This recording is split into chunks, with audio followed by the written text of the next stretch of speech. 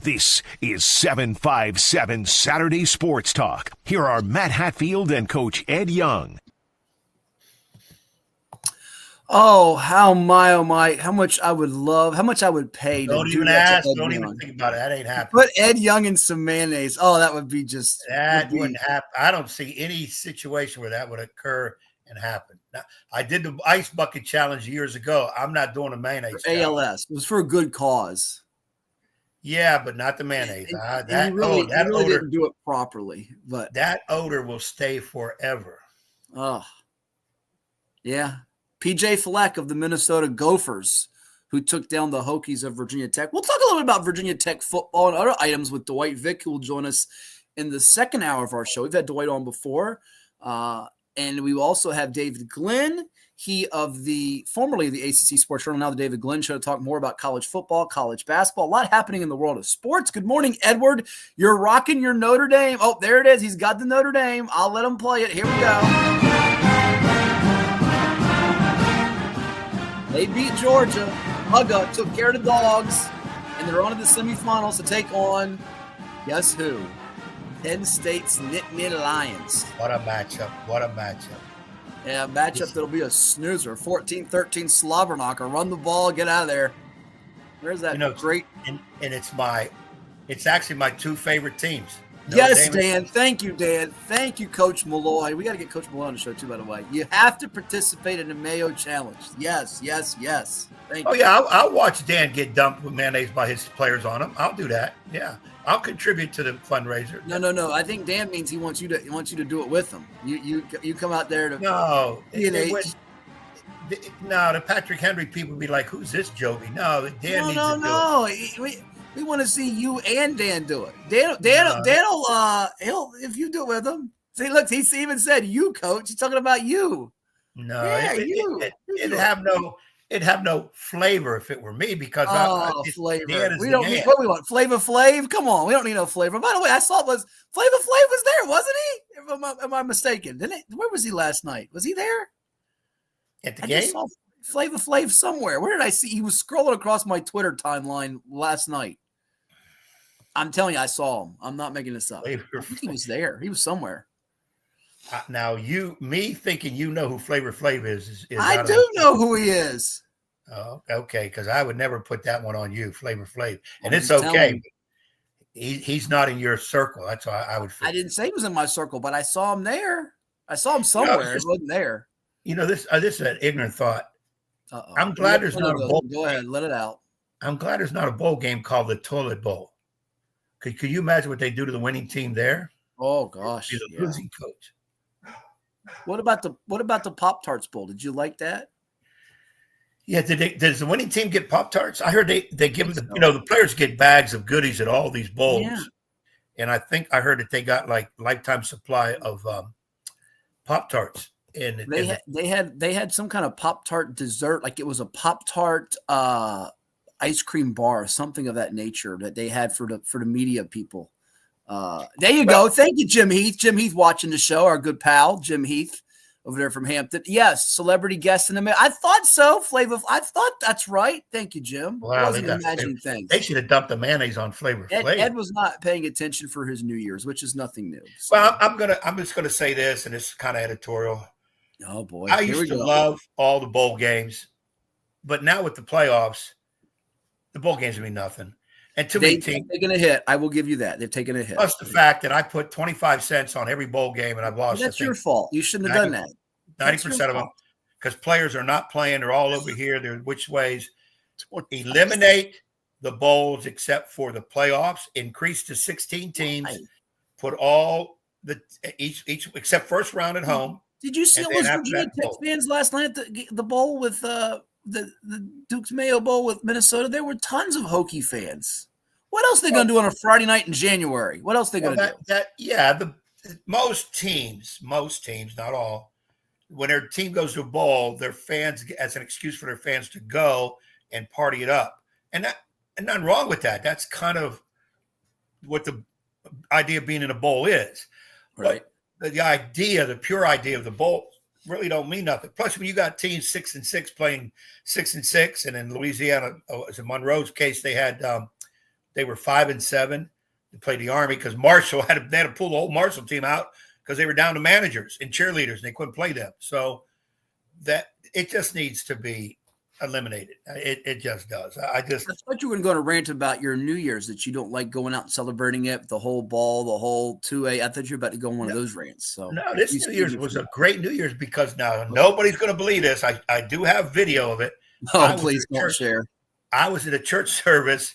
Where are you? From 9:30 to about 2:45. I got home about 3 at church service. That's good. I'm glad you found religion. You sure need it. That's good. Well, I didn't find it. I never lost it. Now you the dude that needs to find it and keep it. I've still got it. Go ahead. Okay. Yeah. Watching it on TV don't count no more. That's COVID years. It was a great service. It was under the Mount Fellowship of Churches in Chesapeake, and I'm telling you, I loved it. And here's the crazy part of it. When the service was done, and we did prayer, because somebody asked me, well, what'd you do at midnight today? Show the ball drop? Did you all we had no party favors, no hats and that. We were actually in prayer as an entire group. And I'm going to tell you what, there had to be at least 1,000 people there. We were in prayer from 5 till midnight to about 5 after 12, and then finished up. And then Ruben Studdart, you probably don't know him. I do remember he was on American Idol, right? He does a lot of, he has his own stuff. But Sure. when he originally started, he did a lot of Luther, tributes to Luther, because a lot of people said he was an ex-Luther. Luther Vandross, those people don't know. So he was there live and in person, and he came out on stage and did the tribute to Luther. And it was a great evening because there was a little bit after it. Now, here's the other part. They had about 7 food trucks outside. Your boy hit one of them that's not for chicken tenders with sriracha sauce, some fries. Fries were as big as my hand, and pineapple iced tea. I went inside, ate it, came back outside, got order number 2. I was thrown down on New Year's Eve. Those tenders were the best I think I've ever had. The pineapple iced tea was gone in one gulp. And not a shock. It's new favorite drink. And I know it's probably diabetes galore. It was a great night. For that first time, I did not go to I guess it was kind of a party, but that's not what the meaning was. First time I didn't go to a party, a club, or celebrate. Because the last 3 New Years, I've gone to the big event up in D.C., at the Gaylord at the Inner Harbor, which is about 2,000 of people there. Mm-hmm. That I've been going to that. This time I went more chill. So, but it was a great New Year's, and it got my New Year started off correctly. So no rants on that, but don't mention the name Jimmy Butler. Oh, well, that's coming. By the way, Because Derek says all bowl games should be in the Bahamas, Miami, and San Diego. Listen, those are good. And let's not forget Boca. Boca's still my all-time favorite place ever been travel-wise. Love Boca. I loved when we went there and played FAU with ODU when they were a conference rival of ODU's. And DeCarlos Anderson saying, what's up, my guys? You remember DeCarlos, former Norcom Greyhound State champion? DeCarlos He's now helping out with Leon Goolsby on the bench over there at Norcom. We saw him. We just saw him last week we saw him? We did see him. He was on the bench. Yeah, I tell you what, man, it's something about getting old. I remember this dude, DeCarlos, driving the lane. He was pretty good. He was a decent driver in the lane. He could shoot the J too, and usually played some defense. But that sucker on offense, forget it. Now he's coaching, and I'm thinking he's been coaching for a little little older. Or am I getting younger? I don't know which one it is. You're getting older. He's getting older. We're all getting older. Nobody's getting younger, I don't think. So, kind of how it works. But a lot happening in the world of sports. And you mentioned Jimmy Butler's requested a trade, and now you're upset about that. Why are you so bothered by this? You were texting me on a rant last night about this. Why? Go ahead, let it out now. You want to get it? You got it all bottled up. Get it out. I just talked about praising the Lord, church service, and now I'm about to use some cuss words. Oh, no, don't use cuss words. Keep it clean, please. Keep it PG for the kiddies out there. First of all, one of the ESPN. We've got some high school local sports. We got all kinds of things coming, so don't worry, folks. Yeah, there's a lot of kiddies. I know there's a lot of kiddies out there. Yeah, go ahead. I heard one of the pundits on the radio, sports radio, say that's your first problem. You listen to sports radio. You stop doing that, but go ahead. It's Adam Silver's fault. I'm like, what? Adam Silver? And then he explained why he said that. Adam Silver is very much into the commissioner of the NBA, very much into players-led league. And the NBA is the most player-led league of any sports ever. Okay. And players get away with murder. Well, it's bad. No, they don't get away with murder. They get away with a lot. Jimmy Butler, and I'll try to get it correct because I hate to talk about – I don't like people talk about stuff they don't know anything about. Jimmy Butler has requested a trade. You do it all the time, so what's the difference? No, I usually know something about something, but I just give my own factual, opinionated statement. Opinionated statement. Go ahead. Butler at a at an after game press conference, whatever, they lost, whatever. And I don't know how the conversation got there, but he made a comment like, I need to get back to being happy playing basketball, and it won't be here. Something to that effect. He's lost his joy for the game on the court. Like somebody lost their smile a few years ago. Maybe they need to start playing Joy to the World. Well, and then I said, okay, Jimmy Butler's a pretty good player. He's a really good player. Yeah, helped them get to the finals not once, but twice. Yeah, he's an intense player. Yeah. He's a focused player. But he gets to a point in his career where he's got to move on. He's been on 3 teams, soon to be 4. And here's my thing with me. I'll try to stay specific. Wait. NBA players, you are being paid. No, hold on. It's 50. And NBA players are being paid tremendous money. Yeah, most overpaid, as most pro athletes. You're jealous. But I'm all for athletes getting paid because they're the ones playing. They have the best athletic training, doctor work when need be, the best meals, the best transportation. They have it made, period. They get tons of free stuff from and endorsements and all this. They make commercials. All of that's good. And then when I hear a joker sit there and say, I've lost the joy, I'm probably going to have to get it somewhere else. You know what? Take your joy to Walmart as a Walmart greeter. Get paid for what the hell they get paid for. Woo. And then let's see if you lost your joy.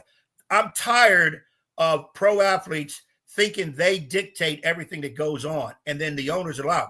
I understand it's money. But in the NBA, to go watch an NBA game, if you're not in the home city of that place, it costs 2 decent paychecks because you're going to have to go to the game, get some food, probably stay overnight if you're driving, whatever. And you got to sit up in the nosebleed. And those tickets are still expensive because of people like Jimmy Butler. And then, if you don't want to be there, that's your right to say, I don't want to be there. But you don't come out in the media and start blasting the team or whatever. I want traded. Like a little boy, take my ball, I'm going to go home. Because now you put Miami in a situation where the rest of the NBA says, oh, he don't want to be there. They got to get rid of him. I'm not giving up a first-round pick. I'll give you a 12th round pick. And they don't even have that many rounds. So it hurts the team. If you don't want to be there, crybaby, go talk, be a man, go to Pat Riley, who you could have never played for, and say, look, I need to be traded. Okay, I really don't want to be here. I'm going to keep busting my butt, but please try to work out a trade for me. I want to get out of here. Handle it that way behind the scenes. I'm just tired of pro athletes being the biggest babies in the world when they get everything handed to them. Whether they deserve it or not is immaterial. That is my clean rant. I don't want to go much more because I like Jimmy Butler. Sure doesn't seem like it. No, the coach of me says I would love to coach a kid like Jimmy Butler. He's intense, he's focused, but to come out like he did, I've lost respect for him. And you two might fight each other 5 minutes within practice. Y'all could be throwing blows at each other. It could be worse than Larry Brown and Allen Iverson for that matter. No, the worst one was Latrell Sprewell and PJ Carlin. PJ, yeah, Latrell choked him. I'm sure I've had players in the past want to choke me, but since they're kids, they didn't do it. And I had a coach or two in my career that if I would have choked him, I would have got. If I could have got away with it, I would have. But I'm just tired of this. NBA, you need to clean it up. They talk about being a global extension. He wants an extension. So here's the question: where does he go now? I'd tell you where the perfect fit is, but I don't think they can financially make it work because he'd be the missing piece to a championship to me. Which right now your favorites are, however you view them, co-favorites, the defending champion Boston Celtics and the red-hot Oklahoma City Thunder, who have won, I think, 14 in a row, if you don't count that loss, which they don't count in the NBA Cup because it doesn't count in the standings, which is a stupid, preposterous thing. That's a whole other rant that I think is idiotic for another time. Yeah. But I think it would put them ahead of the Thunder and the Celtics, the Cleveland Cavaliers, because they have 2 really good guards in Donovan Mitchell and Darius Garland. They have 2 very active bigs in Evan Mobley and Jared Allen. They just need a small forward, and he could play that small forward role. He'd be motivated for a year. Now, after the year, long term, he could be a problem and a pest, and it could be an issue. And he wants the extension, so his agents might not green light that deal. But if he went to Cleveland, which again, I'm not sure why Miami would trade him within the conference, they might prefer to get rid of him to the West, like the Houston Rockets or somewhere like that. Maybe the Suns, who are floundering, and they need to get rid of Bradley Beal, who never plays but once every 12 weeks. Bradley Beal, who snubbed. Was it you and me, or was it me and Lynn Burke? We'll never he snubbed us on radio. I know Penny Hardaway snubbed Lynn Burke and me on radio, and I think it was Bradley Beal snubbed you. Beal did it too. He walked by and looked at us like we were from another. But you were gone the day it was Penny and me. I think that was me and Lynn. That was Beal snubbed you and me. Yeah, Beal. So I have no love lost for Bradley Beal, but no, I don't. That's what it's looking like there. There you go. But the teams they're talking about, well, the media is making stuff up. Is Dallas, Golden State number one, Dallas, and Denver. I was surprised to see Denver's name in here. But Golden State everybody's saying it would be perfect for Golden State, that he's exactly the piece they need. I like your assessment way, way better. Cleveland would be perfect. Yeah. Now, Butler's 30, which I didn't believe this. He's, I think, 35. So that's right. You got maybe 3 really good years. I think 3 solid years. But left, he's given Boston problems in the past in the playoffs, and he would be if you want to win a game 6 or 7 on the road in a conference final, even a conference semi. If you run into say the Knicks or somebody, he's the guy that can put the team on his back, and he might have to put the team on his back if he's got Mitchell and Garland, those other guys around him. And the Cavs are tops in the league, or tops among the league in 3-point shooting. I think it's a good fit. I really do. I think he could really thrive there and be just tremendous for a short period of time, not a long-term solution fix. Not that they need a long-term solution fix, but that's where I would go I was. Is his contract up at the end of the year? I know he's an extension. Yeah, I know he wants an extension. Because you're right. If I'm Cleveland, I would try to. I don't want to give away the franchise for him for 1 year, but if I can get 1 year out of him at least. Yes, last guaranteed year of his contract, he's got a player option worth more than $52 million from next season. Yes. Yeah, and I'm pretty sure Miami doesn't want to send him to the same division. Everybody's like that when you get rid of your star. You don't want to have to end up facing him. He'll be motivated to play against Miami, but put him out in the West. But you're right, Cleveland. And I just saw their record this morning. They're 30-4 right now. Yeah, they're playing great. Beat Dallas last night without Kyrie and Luka. They're playing really well. That's amazing. That's absolutely. I still think my Celtics win the East, but Cleveland and New York will not be pushovers. Well, while we have we'll have some time, I think, before our 2 guests we've got coming up. But I want to play with you if we have time. Speaking of money, some incentives for the NFL. There's some really neat incentives coming up this weekend. One of which involves a local guy from the 757, by the way. So that will tie it back into the 757 here on 757 Saturday Sports Talk on CoVA Sports TV. Always hit that like button, the share button, and most importantly, the subscribe button, because when you hit that subscribe button on YouTube, you'll get notifications when we go live, and everything goes live on CoVA Sports TV. It can be live sporting events, football, basketball, field hockey, soccer, you name it. Our podcasts, our shows, and so much more, all the content we bring you. We're also available on Facebook, Apple, Spotify, IG, all over the web, virginiapreps.com too. NFL picks at the end, which Ed has lost his lead. His lead has disintegrated thanks to the Mustangs' great Bruce Pearl, who's better than the Auburn coach, Bruce Pearl. But we did take in some high school hoops last week, Ed, over at Hampton High School. And we try to get big guests, even though Ed whiffed on getting us Ruben Studdard on the show. We've had on Coach K before. We've had on all kinds of people of fame and fortune. And you're going to hear from Chris Brown. How about that? You got the Chris Brown. That's Chris Brown. Matt says you have to turn off YouTube to get notifications when going live, sadly. We'll have those notifications turned on. Actually, most people have those, I think, at least that I've interacted with. So if you do that in your YouTube settings, you'll get notifications when we go live. But yeah, we did speak with Chris Brown. Do you want to hear from him? Man, is he going to sing? No, he's not going to sing. He's just going to talk about the Packers, and not the Green Bay Packers, the Smithfield Packers. Oh, man, I want to hear some of his songs. He's pretty good. Well, you'll hear him talk basketball here for 2 minutes and change. It's CoVA Sports TV. I hear Smithfield head basketball coach Chris Brown. His Packers won it 76-46 over the Kingston Warriors in the Hampton Holiday Showcase. Coach, you shot lights out today, including Eric Finner for you.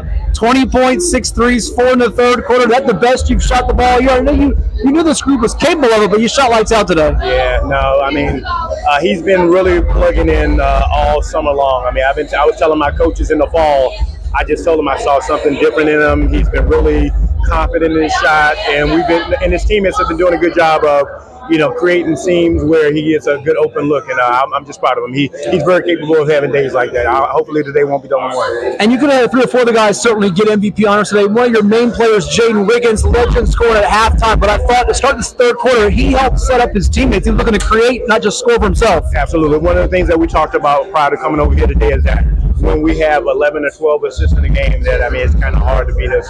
And so I challenged them today about coming over and breaking the school assist record. I don't know what it was, but today was a good look at it. Sure. You guys now are what? 6-1. 6-1. You've bounced back from that one close loss to Royal. What have you learned from that close defeat? Because it seems like you guys are starting to roll again. That it's going to take. We're going to have to win by committee, and that they're going to continue to put pressure on Jaden, and we just have to have everybody ready to go on any given night. So and then we stepped it up defensively. Sure. 2 more for you. How cool is it to see your whole bench, the camaraderie of your group? I feel like these guys enjoy playing with each other and like each other a lot. Absolutely. We have 11 seniors. So, they've been together for a couple of years, and I tell them all the time that I always want to be that team that has so much energy that the referees have to tell us, give us some sort of a warning. Yeah. And it's just good to see the guys playing for each other and encouraging each other. And we had everybody on the scoring board today. And lastly, tell me just about to get this win today. What was the key coming in, and what will be important moving forward? You take this win and try to apply it and get on a hot streak here. Yeah, no, I tell them that every game is going to be different. So we just have to be prepared, and we have to trust the process and how we're working with each other, and that we have some depth, and that we need to be able to take that to the floor every day, because we can wear teams down and not put that weight on just 1 or 2 people each night. So I think tonight our depth, it showed that we have a pretty deep team. Well, Coach Brown's Packers having a lot of fun. Go check them out at Smithfield. Thank you so much. Happy New Year. Thank you. Happy New Year. So that was Chris Brown, head basketball coach of the Smithfield Packers, with us at 757 Saturday Sports Talk. They were victorious over the Kickotan Warriors last Saturday at the showcase over at Hampton High School. Big shout out to Justin Vias, AD over there, Eric Brown, Sean DeBilly, the coaches at Hampton, very welcoming to us for their showcase last week. Even allowed us into the hospitality room, which I thought Ed was going to wreck. But Smithfield now, Ed, 6-1 on the season. After that win, they're just on the outside, knocking into the door for the Class 4 top 10 on Virginia Preps, which features Hanley, GW Danville, who suffered its first loss last night, 2 spots, but they'll be taking on Lansdowne coming up in the VirginiaPreps.com Basketball Classic Session 1 next week. Churchland, Verina, Hampton, Heritage, Leesburg, Broad Run, Atlee, Eastern View, and EC Glass. And we saw Atlee as well in the Bethel Iverson Holiday Showcase too. So a lot happening, and they look pretty good. They look like they could be a team that can be a factor there in Class 4, even though Hampton and Verina and Churchland are sort of viewed as the favorites statewide when you throw in Hanley too. I think in watching Smithfield, very athletic, all 5 positions, interchangeable, can burn you bad with their defense. Got kids that can shoot it. I think they'll have some say in playoff time, but I think when they run into a team like a Hampton has a great front line, physical, big front line, I think that could be their downfall unless – now, see, like if I take a Smithfield-Hampton matchup, you'll say, well, Hampton will beat them inside, but Smithfield can get them up and down athletic. Hampton go up and down too. They got athletic guards just as good, if not better, than Smithfield. So it's not, you can't just say that's going to happen. It's just a matter of, is Smithfield overall team speed, pressure defense going to work and be supreme over a team like Hampton that could slow it down a bit, use their bigs up front. And they got 3 big ones. Like I said, all 3 are good and 1 coming off the bench. So that would probably be their problem as they get deep in the playoffs, because in the Bay Rivers district that they're in, they won't see that kind of play. And that would be the only situation. And it's interesting, if I'm not mistaken, their only loss was in Bay Rivers to the up-and-coming War Hill team. Yeah. That Paul Hall has jumped in there and taken over and really changed that culture around. He got a big win against a very good Smithfield team. So, but Smithfield, they're legit. They got some players that are legit. Yeah, your former assistant at Nance Maneuver, who also coached Western Branch to a couple of state tournament appearances, championship game appearance when they fell to South County a few years back. We got a chance to call that on the NFHS network. So yeah, you can look at War Hill, by the way. They'll be in the Virginia Preps Classic coming up on January 18th at Green Run against West Springfield. Other matchups that day will feature the likes of Norview and Kempsville, Varina Catholic, Maury against defending Class 6 state champ South Lakes, and the nightcap with Green Run and Oscar Smith. It's a showcase going on this evening at Norview. There's showcases all over the place, all across the 757 and beyond, and even that great one out in Floyd County that Brian Harmon, the coach at Floyd County, runs, the Chance Harmon Classic.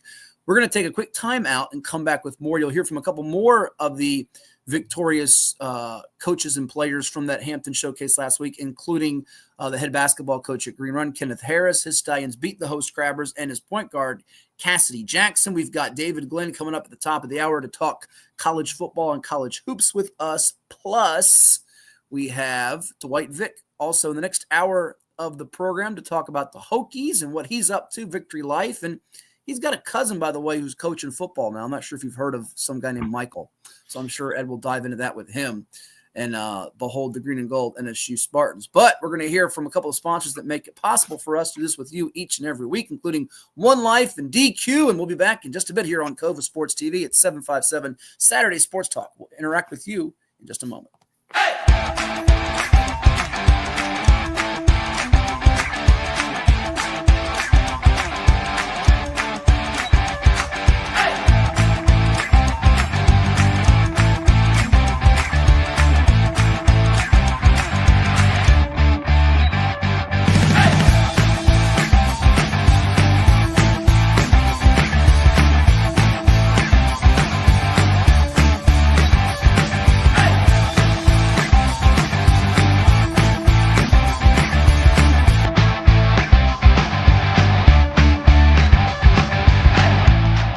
Get ready for a season of thrills and excitement. Virginia Beach United invites you to experience the adrenaline of USL League 2 Pro Soccer. Tickets are only $10 for adults, $7 for kids, and children 5 and under are free. It's the perfect family outing filled with fun and entertainment. Secure your seats now for a season of unforgettable soccer moments with Virginia Beach United. Don't miss out. What is more? Is it more reps, more strength, more stamina? We say it's all of that, but it's greater than just what's in the mirror. It's about improving your mental and physical health. More is a feeling of achievement, fulfillment, confidence. It's looking better, feeling better, being better, and it's our mission to get you there. Because here, you are more. One Life Fitness. What's up at DQ? Oh, just the best deal ever! The $7 bacon cheeseburger meal deal. Bacon cheeseburger for a limited time, plus fries, drink, and a sundae. Yeah, this is not the time to be modest. It's all full size for just $7. And there's bacon on that burger. The $7 bacon cheeseburger meal deal. Now for a limited time on the $7 meal deal lineup. Only at DQ. Happy tastes good. It is 757 Saturday Sports Talk here on CoVA Sports TV. Like, share, and subscribe to our YouTube channel. We're also on Apple, Spotify, Facebook, all over the web. Ed, we caught up with a couple of Stallions, Coach Kenneth Harris and point guard Kassidy Jackson last week. Who would you like to hear first? Let's go with the kiddies first. Cassie, let's go Cassie and let Coach finish it all up.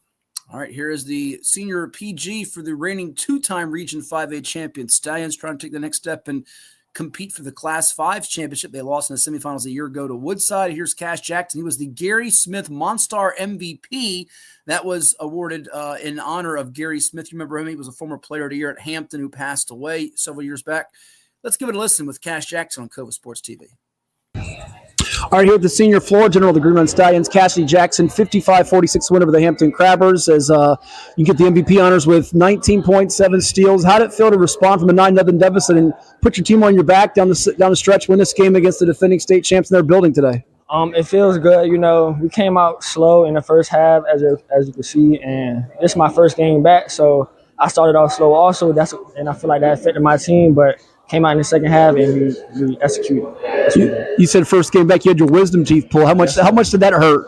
Oh, man, it hurt bad. I'm still a little swollen, as you can hear from me talking. But, sure. Yeah. What did you guys do to respond from the early deficit, and what adjustments did you all make at halftime to kind of seize momentum in that third quarter? Just picking up our pace. We know Hampton is bigger than us, and they have a couple players can't go up and down. So just getting the ball out quick. If they score, get it out quick, get transition, and press more. That's what we did. Did you guys know much coming in about Hampton as far as what they could do, and also kind of the past history? Hampton was a team that knocked Green Bay out of the playoffs a lot of years. Was that mentioned at all, or did you know much about it? Yes. Coach Harris, he told us he was 0-3 against Hampton, and every time they played each other in the regular season or the playoffs. Mm-hmm. And that put a chip on my shoulder because I haven't played Hampton. This is my first time playing Hampton in a real game. Sure. Couple more for you, Cash. In terms of being a senior now, you've been through this rodeo, won region championships. What's different about your game now and this team at this point as you guys go into January? I feel like I'm just stronger and I can shoot the ball better. And I'm playing defense. Early out in my years and my freshman year, sophomore year, I was really a defensive liability. And now, as you can see, I got 7 steals and I'm playing defense. I'm guarding the best players. So, sure. Yeah. How much does one of the guys like Jacob Cooper to my right here? I know he come back from college home. How much do those kind of open gyms help and what you guys do from summertime to now with, I know Camp Newman's a big deal with the conditioning, correct? Yeah, man. Coop tough, man. He pushes me and me guarding him helps my defense. That's really how I got better with my defense, perimeter defense, guarding him. Sure. Not a ton of recruiting tension for you right now. What would you tell a college why they should recruit you? What would you bring to the program at the next level in your eyes? I'm a true point guard. I'm very unselfish. Pass first, and I can score the ball at will, and I play defense. And lastly, after getting to the state playoffs a year ago, falling the Woodside in the semifinals, what's it going to take for Green Run to be back there come March and have a chance to maybe hoist a trophy? It's going to take discipline, and we know now. Last year we were young, and we have a lot of returns this year, so we should know what to do, and we know what to do now when we get to that big stage. 16 of his 19 points in the second half as he took over. Cash Jackson, thank you so much. He was money in the bank. We'll see you in the new year. Happy New Year. Thank you. So that was the senior point guard for Green Run, Cash Jackson. Any thoughts here before we hear from Coach Harris? Go ahead. What do you I got to laugh because the comment he made that threw me out was, I know at times I'm a defensive liability. I haven't heard a high school kid say that in the history of ever. And he had 7 steals. He had 7 steals in the game, so he wasn't on the side. I think at one time he might have been. He heard that from enough times in practice from Coach Harris that's why he came out with that. There is no kid in the face of the earth that's going to say, I'm a defensive liability. They're going to say, well, if Coach would let me, I'm a pretty good defender because somebody like me, and you know this, I'm real big in situational substitution. If I got a kid that I don't think is a great defender and we really need to lock down on defense, he's coming out of the game. Dead ball, he's coming out. And we'll go for that, maybe that possession or two where his liability on defense won't hurt us. If he's a very good offensive player, dead ball offense, I got to get him in there because he's probably going to be able to score for us. With that youngster right there, I could see somebody, and it had to be Coach Harris. Son, you're a defensive liability in practice, and he had to say it enough time that it's in that kid's head in an interview. The kid's very good. I've seen him. I was impressed by his ability to get to the hole and score. He can hit it outside. He's quick. He's got handles. I think he does pressure the opposing point guard, which is such a key on defense that a lot of people overlook. If your point guard can really pressure the opposing point guard, you almost can have average to below average guys on the floor with him.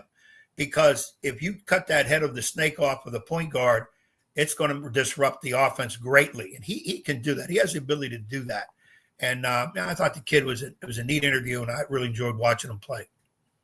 And you can check them out 2 weeks from tonight in the nightcap 8:30 tip against Oscar Smith, who's currently undefeated, number 1 in the state in Class 6 in the Virginia Preps Classic following the Maury South Lakes matchup. And we mentioned Coach Harris, also caught up with him. Here's what he told us after the win as the Stallions are surging at 7-1, the one blemish to Kellum, and they got some big games on the horizon. Here's our conversation on CoVA Sports TV. All right, here with Green Run head basketball coach Kenneth Harris. The Stallions defeat the Hampton Crabbers 55-46. Coach, I know Hampton's been a team of horrors in the past for you a lot of times in the regionals when they were in Class 5 before they dropped down to Class 4 in the state championship. You got down 9-0. How did you respond to that early deficit and had that momentum in the third quarter? I knew that they would come out, and hit the shots. I didn't think we would come out as bad as we did. We wanted the pace. We were kind of playing at their pace. So we just needed to put the ball in the hole and be able to press and allow them to make turnovers. But, hats off, I told Coach, well, shoot, if this is the first time I beat Coach Brown, I love to do it at his own place. But, hats off to him, man. I always respect the coach. Sure. And second half, while Trey Miller helped keeping the game with his numbers, double-double today, 17 points, 10 rebounds. He didn't hit a three in the first half, but Cash Jackson really took control, 19 points, 7 steals. Did you kind of sense he could put the team on his back there? Yeah, I mean, that's what they're there for. They sings. They've been here for this their 4th year, so I'm expecting. That's what I expect out of them. So, I mean, they played good. Big Trey, he a little under the weather. We had to keep him hydrated, but he played hard. I knew he would have looks. Sometimes they leave that backside open for him a lot, which he's able to score. So, good job and hats off to both of them, man. And Cash definitely picked it up in the second half. How did you combat their size in the front line? They have Gavin Kay down there, Abraham Taft is that Swiss Army knife inside out, and then big fella Kieran Clark. How did you keep him up the foul line so effectively throughout much of the game? Well, one of the game plans, a lot. If you watch this play at the beginning, we foul a lot, and I think that was a good thing that we didn't foul a lot. I told them we got to make sure we keep our fouls down. Another one is, we got to make them shoot more threes than us, and I felt like they probably did. I don't know how many threes they shot, but we can go small, we can go big. I think that's the versatile of our team with Eli and Dejan Borrell Williams. They allow us to play big when we want to, and I mean they're physical kids, so we're up for any challenge when it comes to teams being big. A couple more for you. You mentioned Eli, getting him back, Elijah Ellison from the injury a season ago. How much does he help your team, or what different dimension does he give your team? Just like I said, I mean he's versatile. He's able to cover big. He's able to cover a wing. If I'm on anybody, I'm on him hard, man, because I want him to help us on the defensive end. So, just to know that he was able to play today and he played well. How many rebounds he had? Ellison? Yeah, did you? Great question. I think he had about 6 or 7. So yeah. Okay, so they were big rebounds in the second. He had a good second half. We got 2 kids with Tajon and DJ that'll allow us to play 11, and then when we get down to the nitty, it's time to play them boys. Lastly, you're what now? 7-1, 8-1? 7-1. 7-1. You get ready for the new year. I know Lance comes around the corner on the schedule. Give me what your thought is and what you tell the team after this win as you go into January. Oh man, I'm just glad to finish off this year with a win. We got time. Our kids need a little rest, so we're gonna take some rest. But I guess the city looking for Lansdowne and Green Run, and I like Callum too. So but everybody looking for that game. So Robinson, we all know how we are. That's my mentor. So I'm ready for it. Ready to coach against a very, very talented young team. Thank you so much. Congrats on the win. Happy New Year. All right.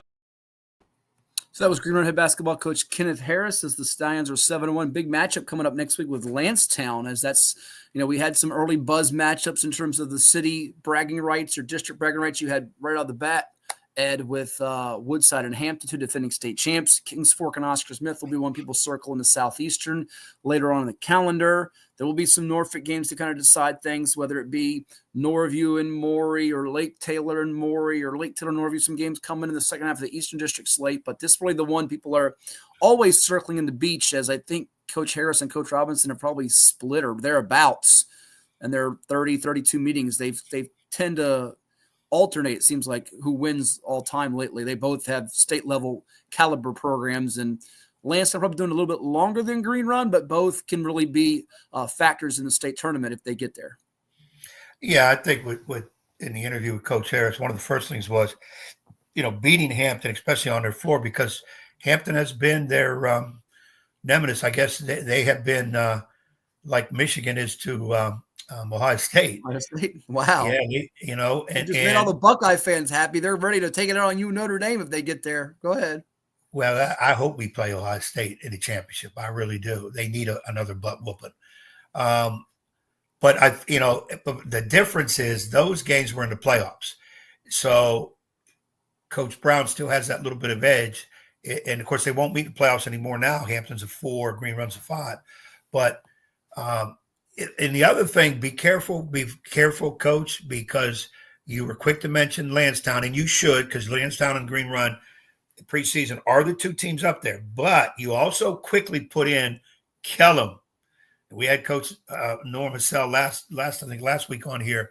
They're quietly undefeated. They're quietly beating the people put in front of them right now. People will say, oh, yeah, but when they start playing the Green Runs in the Lansdowne, they'll get blown out. Be careful. Be careful of those that say that. Norm will find ways to be in those games, and they're going to be a factor in the race. They're not undefeated right now just for the heck of it. Now, I'm not going to say they'll go undefeated the rest of the year, and Lansdowne and Green Run will be probably their two best opponents all year that they're playing for the most part. I'm not sure about their non-district schedule, but it will, in the beach, it will come. I would think it would come down to Green Run, Lansdowne, but Kellum will have a say in those games. Okay. I want to run by you as we go to break here and hopefully be joined by David Glenn here momentarily. There are some incentives I mentioned for the NFL. Week 18, there's 15 player incentives that a guy out there, Sal Betts, has tweeted out. There's a few I want to hit on with you. I mentioned one involves a local player and Josh Sweat from Oscar Smith High School in Chesapeake. Josh needs 2 sacks to earn $1 million, Ed. He'll face the Giants offensive line ranked 27th in the league. They allow 3.2 sacks per game, 4th most in the NFL. Will he get those 2 sacks, yes or no? Is he playing? Because they're sitting people. Is he playing? He is. Okay. If he plays the entire game, then I think he can get the 2. The Giants aren't going to just lay down for him. No, Brett Favre. I could see one. Oh, by the way, let me just say this about Brett Favre and that Mike Strahan. In my opinion, Favre didn't just fall down and take the hit. If you watch that film, he spun and Strahan, and he just kind of froze and then he kind of went down because where else am I going to go? There's Strahan. So that stuff about Gastineau getting all over Favre about falling down on purpose, forget that. But I think I feel he gets 1 for sure. Now it's like, okay, if he gets it early, then I think his teammates are going to do all they can to make sure. But, what are you supposed to do? It's the Giants that he has to. I hope he gets it. Get $1 million for 2 sacks. Boy, I hope he gets it. J.K. Dobbins of the L.A. Chargers faces your Las Vegas Raiders. He needs 58 yards to cash in a $150,000 bonus. He's hit this number in 5 games this year. Raiders are 28th in tackling. He had 135 yards rushing in week 1 against them. He said he'll get it. He'll get it. The Raiders are one of the worst tackling teams. I heard this week where people were saying the Raiders, of course, their last couple of games where they screwed up the draft pick, are playing hard for Coach Pierce. He's doing a good job with them. Maybe he should get that another year. The Raiders are not playing real hard. I've seen it all their games. They when they get down more than 2-3 touchdowns, they're not pursuing. They don't run down plays. They hit high, bounce off like, whoop, I tried. I just couldn't bring him down. I don't know who's watching those. And I got nothing against Antonio Pierce. It's the hand he was dealt. It's a bad hand. But Dobbins will get the yards easy. All right, we've got one more before we take a timeout and bring in David Glenn to talk some college football and college basketball with us. And by the way, we know Saquon Barkley is not going to play, so he won't break Eric Dickerson's rushing record. Zach Ertz, who caught a couple of touchdown passes for the Washington Commanders last week, and there's a bunch of Commanders fans all across the 757 and beyond, including our man Jack Lowe from CoVA Sports TV. Zach Ertz playing for a lot this weekend, Ed. 2 touchdowns for $250,000, 9 catches to get $250,000, 90 yards for another $250,000. Now, he might not play the whole game, although Washington would rather get the 6th seed than the 7th seed and see Philadelphia, their division rival, in the first round of the playoffs. They take on Dallas, who has not much to play for. Will he get any of those incentives? 2 TDs, which he had last week, 9 catches, which is asking a lot, or 90 yards? Maybe he breaks a big reception. What do you think? I could see short yardage and the red zone getting the touchdown passes. They'll go to him. He's going to be covered pretty decent, though. 9 catches, they would really have to effort. If it was 4 or 5, I'd say 9 seems almost impossible. He'd have to get. They'd have to use him on the first play of the game to say, okay, we're going to try to get you that 9 quick, little over the middle stuff, little turnouts, stuff of that nature. And then 90 yards, you don't usually think tight ends are getting that many yards unless it's a busted play. I don't think he gets all of them. I will say the 2 touchdowns is a good possibility. Okay, so there you have it. We'll take a timeout. We've got David Glenn coming up next here on CoVA Sports TV. Like, share, and subscribe on our CoVA Sports TV YouTube channel. And if you have a question for David, you're more than welcome to send it in to us on our chat line. Right now, let's hear a word from the sponsors that make it possible for us each and every week, including Town Bank and Chicho's. We'll be back in just a moment. It's 757 Saturday Sports Talk. As a banker at Town Bank, We believe that people bank with people, not with banks. You're looking for an actual personal relationship, and that's what you get at our bank. You get that person that gets to know you, gets to know your business, is there for you. I think that is what motivates us, what drives us. And the idea that we are trying to serve others and enrich lives, I think is very true.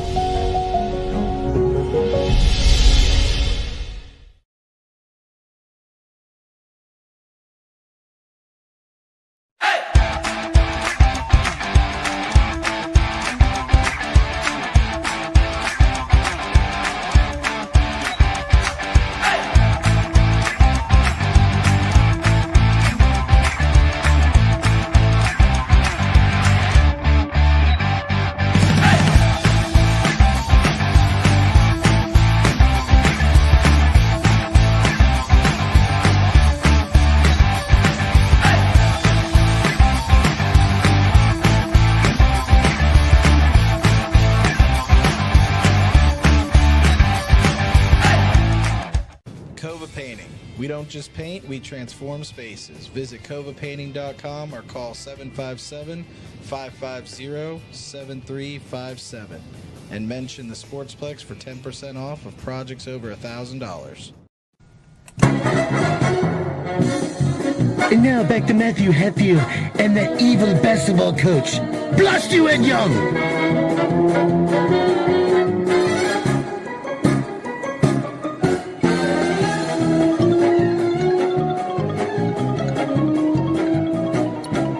And welcome back to 757 Saturday Sports Talk. Like, share, and subscribe to our YouTube channel on CoVA Sports TV. And you can also find this guy all on YouTube, David Glenn Show, ncsportsnetwork.com/DG Show for so much more. Happy New Year, my friend. You're our first guest for 2025. So I'm not sure what that wins you, but congratulations.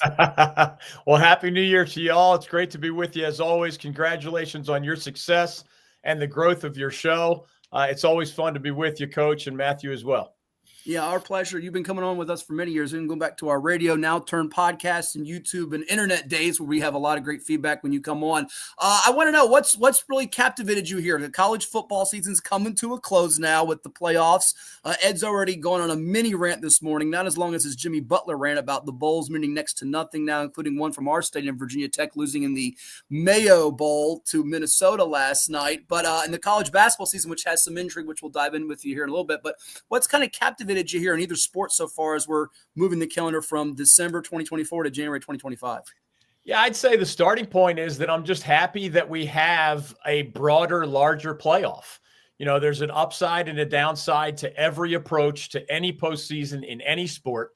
And for a long time, the top level of college football, even as lower levels of NCAA football, were having bracket-style championship tournaments. For decades, we were told it just wasn't possible at the top level, the FBS as we now call it. And sure enough, we gradually came up with the Bowl Alliance and the Bowl Coalition and then the four-team version of the playoff that we had for about a decade. I think it says a lot that Ohio State, for example, looks like the best college football team in America, at least right now in my eyes, and yet the Buckeyes are the number 8 seed, which means they wouldn't have even been invited to a 4-team version of the college playoff. Now, again, there are downsides. There's no doubt about it. There's an upside and a downside to every approach. But I'm old enough to remember when, the coaches would vote one team as a national champion and the writers would vote a different team as a national champion. And everybody said, there's got to be a better way. We can argue about whether there's still an even better way, but I'm glad we have this 12-team playoff, at least for now. And I'm glad we have a tournament to determine the champion rather than a bunch of people voting on that champion. Well, Ed's also glad because, as you see, he's rocking the Notre Dame jersey. And we walked out of an establishment, David, you'll get a kick out of this. That was after they won the game with Texas A&M, and he looked at the schedule. He goes, win, win, win. We're running the table. Wouldn't you know they would lose the next week to Northern Illinois at home. But under the old format, Ed, your guys would have been done. You would have had no shot at this. First of all, good morning, Dave. Great to have you on. I don't mind you saying Ohio State right now looks to be the best football team. We will take care of business on the field, and then you will give my team their accolades later. I know you will do that. David, I look at – Matt was right. In back in the day, losing Northern Illinois, you're done. I look at the bowl situation. You hit a key point. Division II, Division III, and back in the day, 1AA. They went to 16-team tournament. Everything was great. The reason we didn't hear about it, wasn't talked about much, because it wasn't Division I. But it worked out fine. They had all the conference champions from those leagues in there. They had the best at-large teams in there. The seeding was done fairly well. It's almost like, how did they get that right? And then they look at Division I, and it's all over the place. Oh, we can't do that. This is my belief, correct me if I'm wrong. We're going to go to 16 teams probably the year after next. I hope they'll let all the division conference winners in, but they're not going to get no high seed. Jacksonville State, you win Atlantic Sun or whatever it is, you're going to be seeded number 16.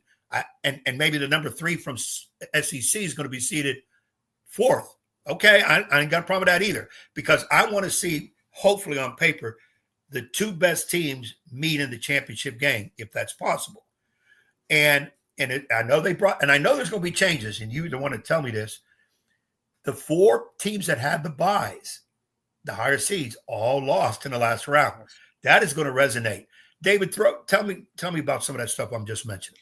Yeah, I do think there's a great chance that the tournament grows again, right? College basketball fans might be old enough to remember when the NCAA tournament was 32 teams rather than the current 68, or maybe even something smaller than that.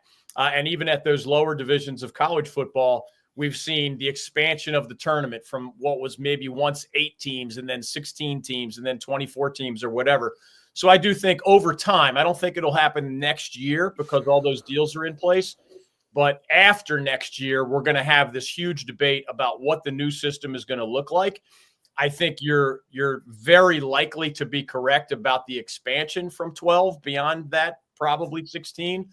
When it comes to the conference champions, I don't think we're going to get to a point soon where, for example, right now we have 9 major conferences at the Division I level, the FBS level. I don't think we're going to see 9 conference champions getting in because the wealthiest leagues want to make the rules in such a way that you're not giving too many spots to those group of 5, as we call them, champions. You know, the American Athletic Conference, Conference USA, et cetera, Mountain West. I think you're going to see a system that even if it is 16, let's say, yeah, you'll have a certain number of conference champions getting those automatic bids.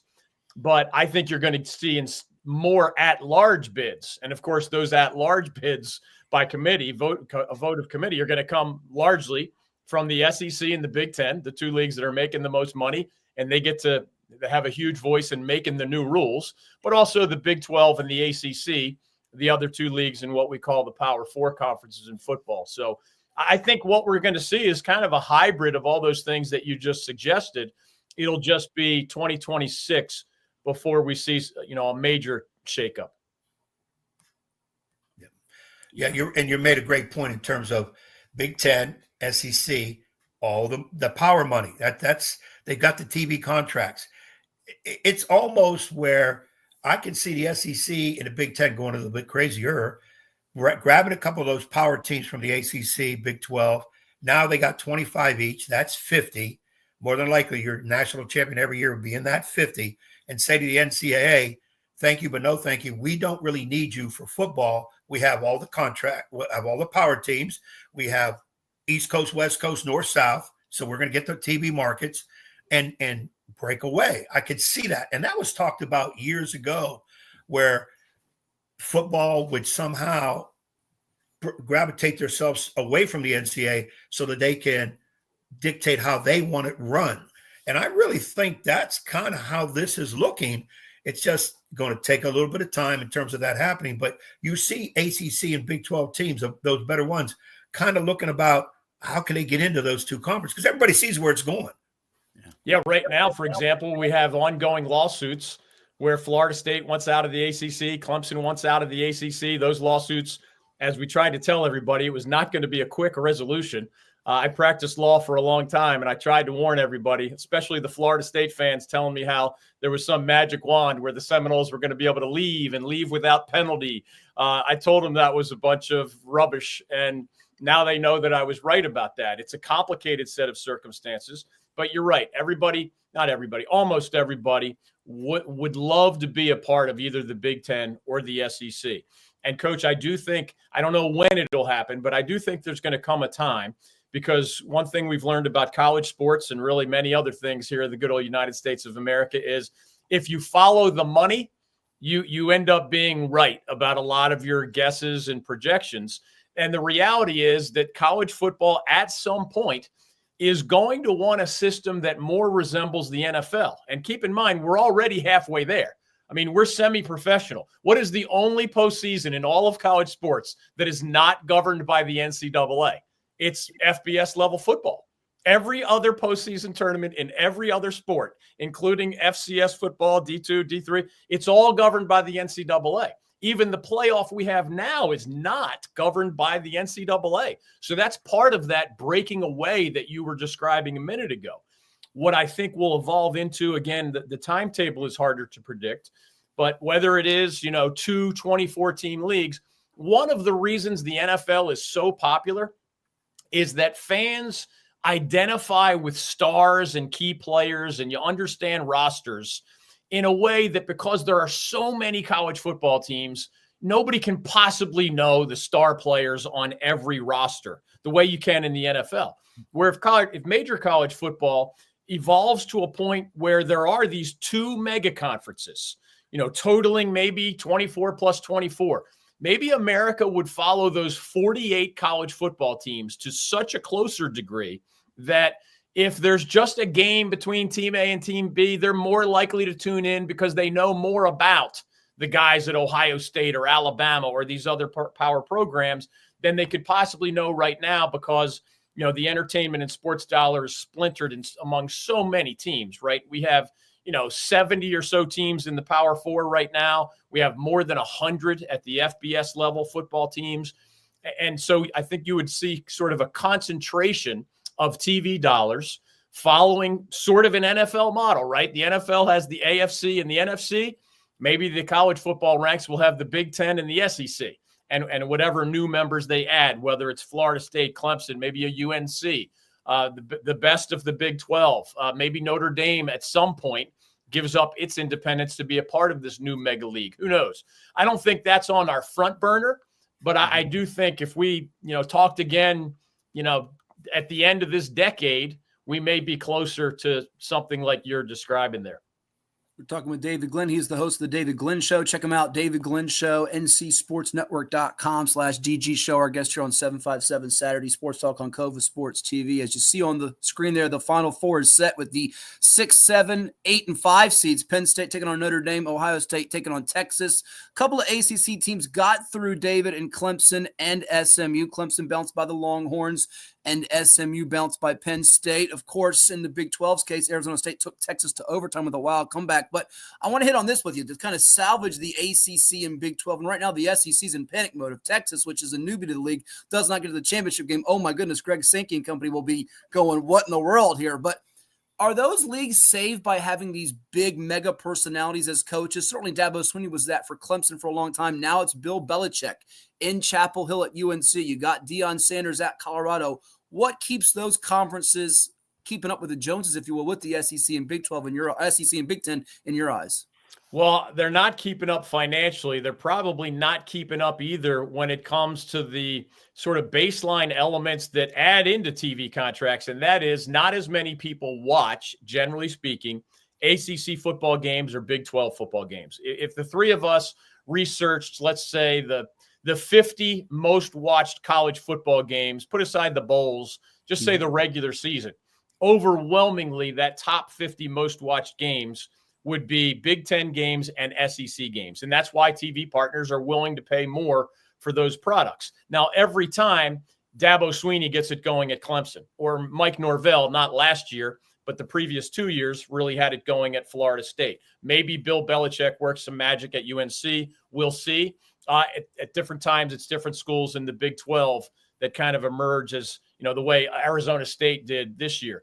The more winning teams you have, the more high-profile players and coaches you have, it usually does translate to TV eyeballs. So the ACC needs not only Clemson to stay great, They've won almost all the ACC titles over the last decade. Not quite all, but close to it. They need Florida State to bounce back. Miami's been on the upswing under Mario Cristobal. They need the Hurricanes to stay good.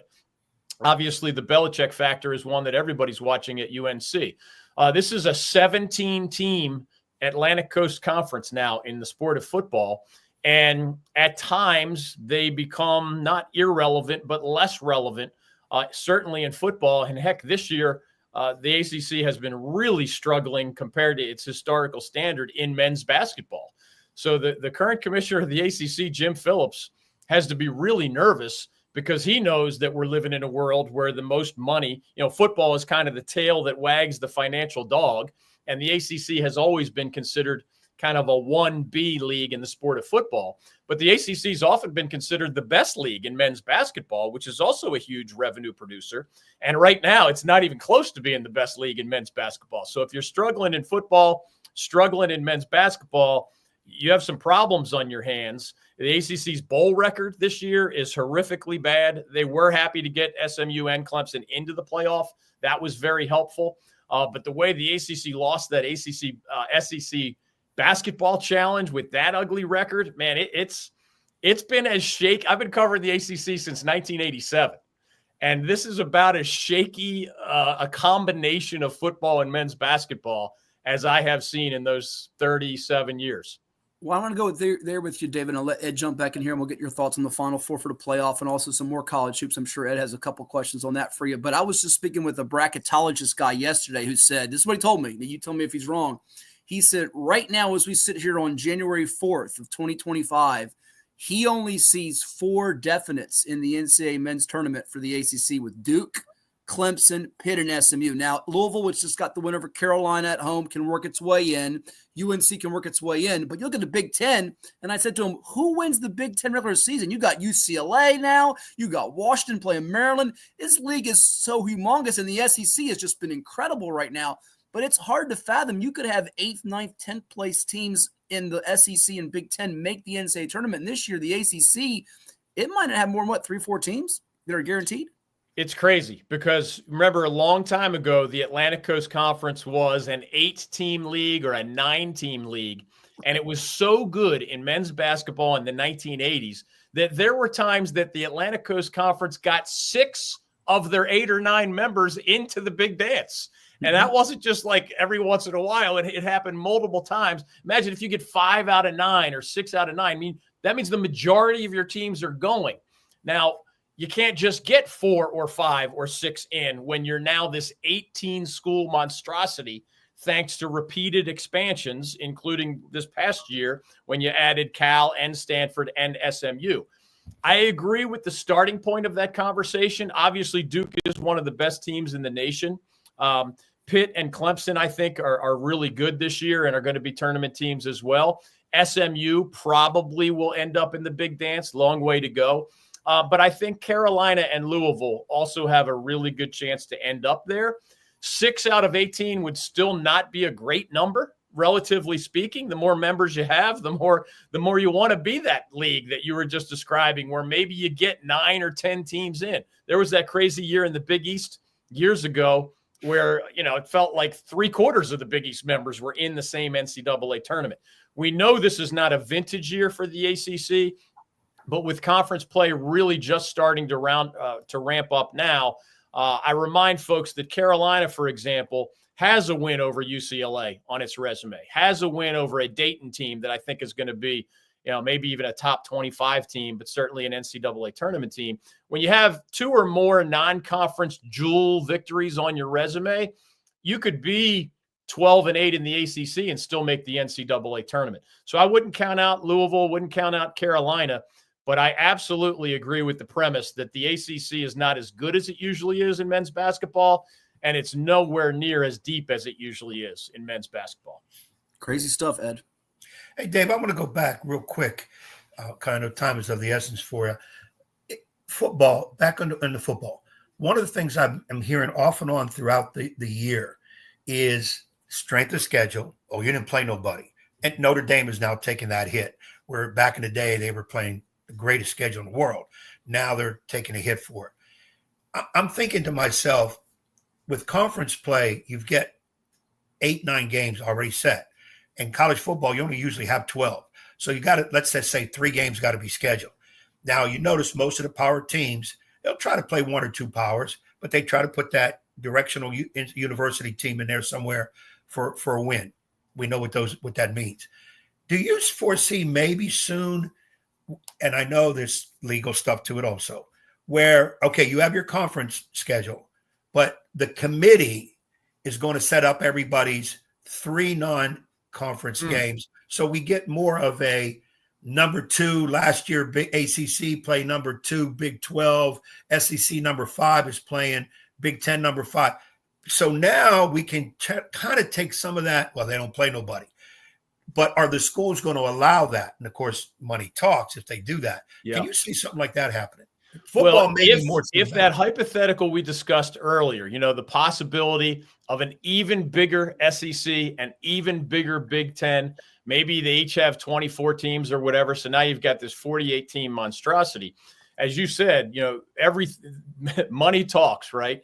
And if the creation of that league, again, outside the NCAA umbrella, this would be kind of going even more rogue than football has been historically. And it's been, again, for decades, that one top-level playoff that's not under the NCAA umbrella. You could have the TV partner saying that all of your games have to be against other members of that 48-team newly created monster double league.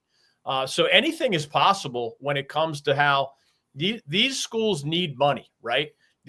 Name, image, likeness money. A lot of fans don't totally get this. Name, image, likeness money to this point, as we're having this conversation, comes from third parties. That means if one of us owned Bob Tractors and we wanted the point guard or the quarterback to represent our company and be a spokesperson and sign autographs and make personal appearances and maybe, blast our brand on social media, that third party, Bob's Tractors, or you might own a car dealership or whatever, those are outside the university's athletic departments. And they've created these things called collectives outside the university's athletic departments. That's how these young people are getting name, image, likeness money. Starting maybe later this year, that name, image, likeness money will be coming from within the athletic department itself. So that's a new $20 million at many of these schools, a new budget issue that you have to address that was not a part of last year's budget.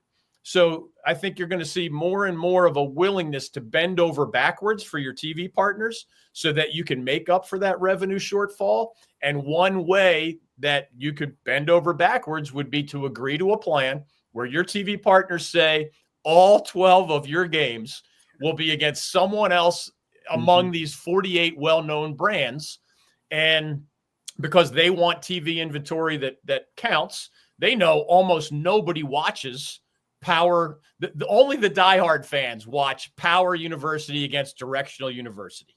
You might get 100,000 people, 250,000 people, best case, 1 million people to watch that game. When you get brand name against brand name, you can get 3 million, 4 million. There are regular season games that there were 10 and 12 million people watching. And that just creates dollars that these universities need in a way that the current system with some of those cupcakes on the schedule just doesn't justify. And my last question to you, I know Matt might have another one or two.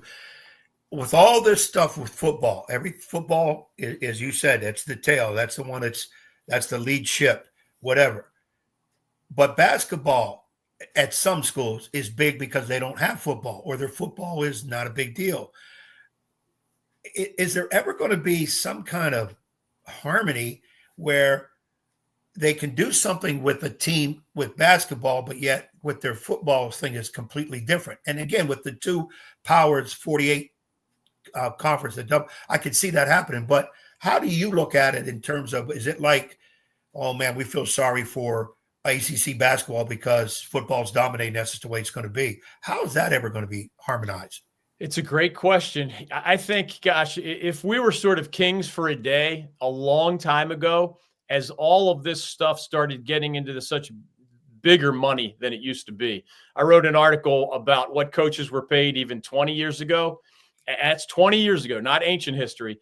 And Bill Belichick's being paid $10 million a year at UNC in football. That's almost as much as, Kirby Smart at Georgia, a national champion, Dabo Swinney at Clemson, a national champion. Nobody ever thought UNC would be among the biggest, highest paying schools in the sport of football. And UNC, of course, is a good example because it's much more known for its men's basketball than its football. If we could have created this world 30 years ago, I think we would have told schools, hey, treat your entire athletic department, led by men's basketball, the old-fashioned way. Stay in your leagues where you have long-standing rivalries. Stay in your leagues where most of your opponents you can almost bus to or have a short plane ride to. And that way your expenses are infinitely lower when you send the lacrosse team or the swimming team or the field hockey team or these sports that don't generate positive revenue after expenses for their universities. We could have created a world where you just treated football differently. And maybe your football program was a member of one of these two mega leagues, and all of your other sports, including men's basketball, would have stuck with your traditional conferences, your traditional rivalries, et cetera. That would have made a lot more sense. And this isn't like, a dream world. I'm talking about it not only would make more sense philosophically, logically, it would make more sense financially to do it that way. So each of these universities in the end, given that we missed our opportunity to be kings for a day, each of these universities is going to have to decide how they want to handle that balance. In my state of North Carolina, a little bit more than a decade it was, the Charlotte 49ers decided that as a program that once sent a team to the Final Four in men's basketball, and that was their brand as a university, men's basketball, they decided that football had grown to a level of popularity and the tail wagging the dog financially, that Charlotte said it's worth the insane expense of creating a football program from scratch. It's not that they were jumping from D2 or FCS. They created it from scratch. Now, 12 years later, I think it is, they've made one bowl in 12 years. They have one of the smallest stadiums in all of FBS football. They don't win very often. They keep churning through coaches. And they're not yet getting the bang for the buck yet in football after more than a decade of trying. But that's just one example of how they handled it. In my backyard, App State decided that the money at the FBS level in football, remember, App State won multiple national championships at the FCS level. But they decided that the bigger money of FBS was big enough that rather than being that really big fish in a smaller pond, 3 national titles under their legendary football coach, Jerry Moore at App State, they jumped to the FBS. They're a member of the Sun Belt. They have rebranded their university in a little bit more of a national way, and they believe it has paid off for them, even though, the group of 5 schools are not realistic contenders to win the modern playoff version of this championship. So App State was willing to say goodbye to the chance of winning national titles as they did at FCS because their math suggested this greater emphasis on FBS football. Schools all over the place. I teach at UNC Wilmington. They don't have a football program at all, at any level.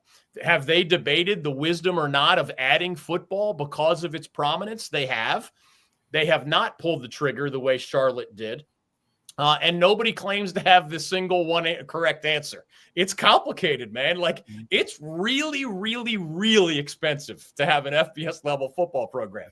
And then you got to do a lot of calculus style math to determine whether the creation of that program just became, a money pit, or whether the immediate benefits with TV dollars or even the broader benefits of just keeping your alumni engaged, maybe if they love football and wanted you to add football, it becomes a complicated calculus on how to balance basketball and football on your campus. And every one of these schools, Coach, has to answer that question in their own unique way, given their own unique set of circumstances. Yeah, it's great perspective and insight, and something Old Dominion in our backyard looked at, and certainly Virginia Commonwealth, George Mason, other schools in Virginia have looked at too. We'll get you on this one. We thank you immensely for your time, your insight here, and we'll get you on closer to Selection Sunday, I'm sure, as well. All right, Final Four playoff here. Here's my feeling of it now, David. I think Ohio State's going to beat Texas in a shootout. I think Ed's Irish will grind it out against Penn State. Sorry, James Boyd, if you're watching out there. He's a good friend of ours, Indian River Love, former Penn State DB. And then I feel like the Buckeyes beat Ed's Irish by a couple of scores in the title game. Is that your sense after the Buckeyes were getting all the ridicule, all the criticism after they lost to Michigan at home and they should have? What's your gut tell you right now? Well, for the record, Matthew and I did not have a conversation about this ahead of time, but my picks exactly match Matthew's picks. Exactly, Wow. to the T. And for the record, I am a guy who grew up in Philadelphia, Pennsylvania. I'm part Irish. I was raised Catholic, so I have nothing against the Fighting Irish. I have relatives who went to Notre Dame. I've gone to games at Notre Dame. I've got the Irish Catholic blood all running through my veins. I'll be happy. And I actually know Riley Leonard personally because of his 3 years at Duke, where I got to know him a little bit and interview him a bunch of times. Really impressive kid. RJ Oben is a former Blue Devil as well, now playing really well for the Irish defense. Yeah. So what I'm rooting for is different than what I predict. But man, when I watch Ohio State play right now, they just look like a runaway freight train to me. Yeah. Jeremiah Smith's a different cat out there, no doubt about it. Well, hey, David, enjoy the games. I'm sure we'll get you back on. Ed's going to be hoping and praying. He's a PA native as well here, so he's got a lot of blood up there, and he loves his Irish. All the best to him. We'll talk down the road. Thanks so much. Check him out, ncsportsnetwork.com. Have a good one. Great to be with you guys. Always appreciate the invitation. Keep up the good work. See you. Thanks, David. You too. David Glenn, our guest here on 757 Saturday Sports Talk. We come back. We've got Dwight Vick, former Hampton High and Virginia Tech, standing up to talk about the Hokies, VT football. And yes, he's got some blood that's going to be coaching football in our backyard in the 757. I'm sure Ed will hammer him all the hard-hitting questions about that when we come back here on 757 Saturday Sports Talk. Like, share, and subscribe to CoVA Sports TV. After you hear from a couple of the sponsors, we've got D. Vick joining us here. Stay tuned. What's up at DQ? Oh, just the best deal ever. The $7 bacon cheeseburger meal deal. Bacon cheeseburger, fries, drink, and a sundae. No time to be modest. It's all full size for just $7 right now at DQ. Happy tastes good. Well, it's everybody's favorite time of year again. Time to prepare to make your annual donation to that infernal revenue service. And if you're like me, you need help. Help to keep that donation as small as possible. So get off your W-2 and call John Maynard at John's Tax Service. 455-6763. What makes a life a good one? Is it our adventures? Or the friends we find along the way? Is it the challenges we conquer together? Maybe it's the people's lives we touch every single day. So, what makes a life a good one? You'll have to figure that one out for yourself. What is more? Is it more reps, more strength, more stamina? We say it's all of that, but it's greater than just what's in the mirror. It's about improving your mental and physical health. More is a feeling of achievement, fulfillment, confidence. It's looking better, feeling better, being better, and it's our mission to get you there. Because here, you are more. One Life Fitness. Welcome back to 757 Sports Talk. No, it's not in the pool. It's Hatfield and Young at the Plex, the Virginia Beach Sportsplex. Here are two guys that, even though they never shut up, they're always dropping pearls of wisdom.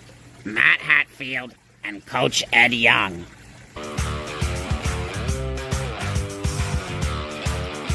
And we're back here on 757 Saturday Sports Talk. Like, share, and subscribe to our CoVA Sports TV YouTube channel. We got a special guest with us. He is a former Hampton High Crabber, Virginia Tech Hokie, who did not love last night's result in the Mayo Bowl. Only if I could throw some mayonnaise over Coach Ed Young, that would just make my weekend all the better. We have the one and only Vicktory Life founder and owner-operator Dwight Vick with us. Good to see you, my friend. Happy New Year. How's life treating you? I'm good, man. Happy New Year to you both, man. It's a good Saturday morning. During the holidays, I kind of forget what time of day it is, and I'm working today, but I made time to jump on your great show because I love you both, man. I'm blessed. I'm here. I'm happy to be here, man. Tech did what I knew they were going to do. They lost too many people to the portal and to declare for the draft, so I was just hoping they could have a good showing. Well, yeah, listen, they did have 14 starters missing from the regular season, and I know they did have 21 of 22 starters come back from this past season, 6 and 7. People upset about that. We'll dive into that with you. Now, Bud Foster's coming back, the longtime D coordinator that you know quite well from the Frank Beamer era, in an advisory role for the defense. But if you have to leave, by the way, at 12 noon sharp, which I know you do, and Ed's still yakking, which he does, just walk out of the room. Don't worry about it. He'll be asking you a question. It takes 10 minutes to ask a question. Don't worry about Ed. Just keep doing what you got to do, Dwight. So. Hey, I ain't taking Dwight's money. I'm not doing that. He deserves his money, so he can get up and leave whenever he wants. Most of the time, Dwight, when this joker's talking, guys get up and leave anyway, so it's okay. Oh man! But in all seriousness, listen, Ed's got some hard hitting questions coming with you here on NSU and Michael, and we're going to see you on the side. I already know it's coming, but let's talk about the Hokies for a second though, because there are a lot of people wondering. They've gotten some intriguing recruits coming in here. Really a host of Virginia kids. 16 and 21 for Brent Pry through 3 seasons. What's the temperature right now? Is it hot? Is it steamy? Is it in between? What's kind of, because you hear it all the time. It doesn't go away from you 24/7, 365. What's kind of the gauge right now? I think right now it's warm. It's It's not hot because it's one of those situations in which he's recruited very well, and that bowl games, unless you're in a college football playoff, are not indicative to what's going to happen next year in today's format, today's climate. You can't do like you did back in the 90s and early 2000s when, they played Notre Dame well, they beat Tennessee in the Gator Bowl, and next year they have this many guys back, because guys back, remember that term, that phrase, that means guys are coming back, and that means they're going to be there another year or two, and you can build on your depth. Now guys are entering the portal the last game of the season, midway through the season. You have to have exit interviews, you have to re-recruit the players you have. I'm not even going to be a homer and tell you that, Tech would have beaten Minnesota if they had everybody there. But I think if you have a healthy Drones, a Tootin, who's an NFL back, Daquan Felton, the transfer from Norfolk State, and also Lane, who I thought had a great year at receiver, that's a lot of talent. You had 2 cornerbacks. One just went to LSU, making, accordingly to what I hear, a lot of money. Your 2 starting quarterbacks, one went to LSU, one declared for the draft. Tech secondary, the corners were really good this year. I think you're missing a lot. That's a different type of game. But to be fair, Minnesota was missing a lot of guys too, to the NFL, preparing for the draft as well as the portal. It's just different now, man. Bowl games have lost a lot of value. It was still a good game in regards if you're a Minnesota fan, or just good teams in regards to just matchups. But it's weird now, man. I didn't even know who was going to be playing. Some of those guys I knew were on the team. That was their first time playing, including my longtime, one of my best friends, Lauren Johnson. His son, Braylon, got some time at safety, started at safety. He hadn't played all year. He was redshirting, I thought. So, it's tough, man. It's tough. I think Pry has a great class coming in. He's doing a great job in the portal. I love, and I've been very outspoken on this kid. I love the kid up here where I'm at in Northern Virginia, Jeffrey Overton Jr. Oh, he's phenomenal. Gatorade Player of the Year. I think he's a program changer. I've said that before. I think I was very happy to see Tech hold on to him with the recruiting, because I know he had a lot of people trying to steal him away and get him to flip, because he is that dynamic. He was not Gatorade Player of the Year for nothing. I love Pry. He was there when I was there.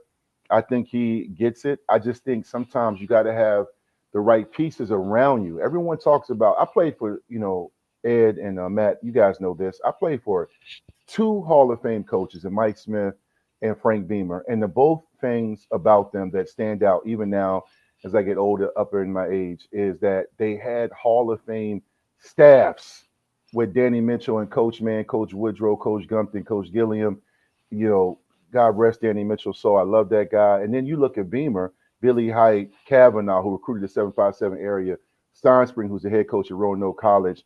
So many guys. Bud Foster, legendary defensive coordinator, who's helping out again. That staff, Todd Grantham, and I can go on to Ricky Bussell, that was a Hall of Fame staff. And you look at, even a lot of these great coaches who are now retiring, some prematurely, some because of NIL or just personal reasons. It's the same thing. You look at the basketball coaches I grew up on with Coach K, Roy Williams, Jay Wright, all these guys, the great Tony Bennett, who I'm a big fan of. The game is changing, and we can spend a whole another 2 hours on this, but I think you have to be able to evolve with it, and you have to not just recruit, but also maintain momentum while these kids have so many else distractions compared to when I played. Yeah, you nailed it. Two things there. I'll let Ed jump in here, Dwight. Number one, Jeff Overton Jr. is phenomenal. I think he's Reggie Bush 2.0. Like, that's how good he could be for Hokies fans. And by the way, I did a rant on our On the Hash podcast when the whole Hatfield thing was going down. Shame on the coaches that picked him second team All-State this year. That's a disgrace. That kid, like you said, was player of the year. I know what happened at Hatfield, but it's an absolute crock that he got second team All-State. My jaw dropped when I saw that because it's laughable. He's the best player by far. The only back even in his stratosphere is probably the back at Liberty Christian. It's in even his stratosphere. But anyways, number two. Hold on. That All-State thing, I can say this now because my son graduated. Sure. I'm not even being LeVar Ball right now. My son was second team All-State last year in Class 6, and that was a travesty. I was confused. And I'm just like, but I talked to some coaches. I believe the format is different compared to when I played, how they do it. But it is. They kind of had. Ed can go on an even longer rant than both of us on this because he's been in those meetings and he's thrown pencils and knives and forks and scissors at people because not only did some of his kids get job, but other kids from an area code or certain schools got job. But the second point, before I let Ed jump in here, and Ed actually had said something earlier in the show that you just said moments ago in regards to the bowl games. But the second thing, I thought Tech's season pivoted, Dwight. Not that they would have won 8, 9, 10 games for playing the ACC championship, but that Miami loss, that was a controversial loss. I thought it changed their whole season. That game I thought was stolen from them on the call that you shouldn't have reversed. Whether it was a catch or not, you call it a catch and you change it. In Miami, they won the next 3 games. Now, I'm not sure they beat Syracuse on the road to Clemson, but I thought it changed the whole complexion and the feel of the season. That just one game would have given them that big moment over a top 10 team on the road that would have given a little more mojo and staying power for Brent Pry. But Ed, you said it best earlier, just like Dwight did too. The bowl games don't have as much meaning as they used to. No, it really doesn't. And as Dwight said, Tech's losing 14 guys. Okay, when is this all known? Because it changes the situation. Marshall was even worse. They had to pull the whole team because they ended up. It's a joke. I think back in the day, the bowls were nice because it rewarded because you only had 2 teams. Really, they didn't even happen. You had to be voted number 1 at the end of the year. You're the national champion. Case closed. Everybody goes to the bowls. Bowls meant something. That's changed drastically. So to me, the bowls are a waste of time, especially when you got 6-6 against 6-6. And this year we had a 5-7. What are you rewarding? Mediocrity? So it needs a complete overhaul. It just really does. And my suggestion was we go to 16-team tournament. You play the first round at the higher seeds. You put all 9 conference champions in. Now we only get 7 at large, but to me, you got to reward the champions. I know. I disagree with him, Dwight. I don't love the CUSA and Sun Belt, even though I do broadcasting for ODU in the Sun Belt. I don't love those teams in the playoff because if they go 7-5 and win a crummy league, I'm not sure they belong in. But that's something me and Ed will fight until the end of time. So when you look at it, they have no chance ever for a national title, more than likely. True. But if you don't put them in the playoff system, they definitely will never get it. So they need to be rewarded or get rid of the conferences, as David Glenn from the David Glenn Show just said in our last guest. You can see the SEC, the Big Ten, pulling in some more teams. Each have 24. There's your 48. And screw everybody else. Football. Yeah. It's right after the model. We already doing a pro football model in terms of NIL because the NIL is not what it once was. And it just happened. Image and likeness. If we use them in an ad, that's out now because it's pay for play, and the schools can actually pay them now. It's this, and Dwight said it. If you can't keep up, you are definitely gone and lost. Now, when I go to Virginia Tech itself. And I can't speak anywhere near what, of course, Dwight is because he is Virginia Tech.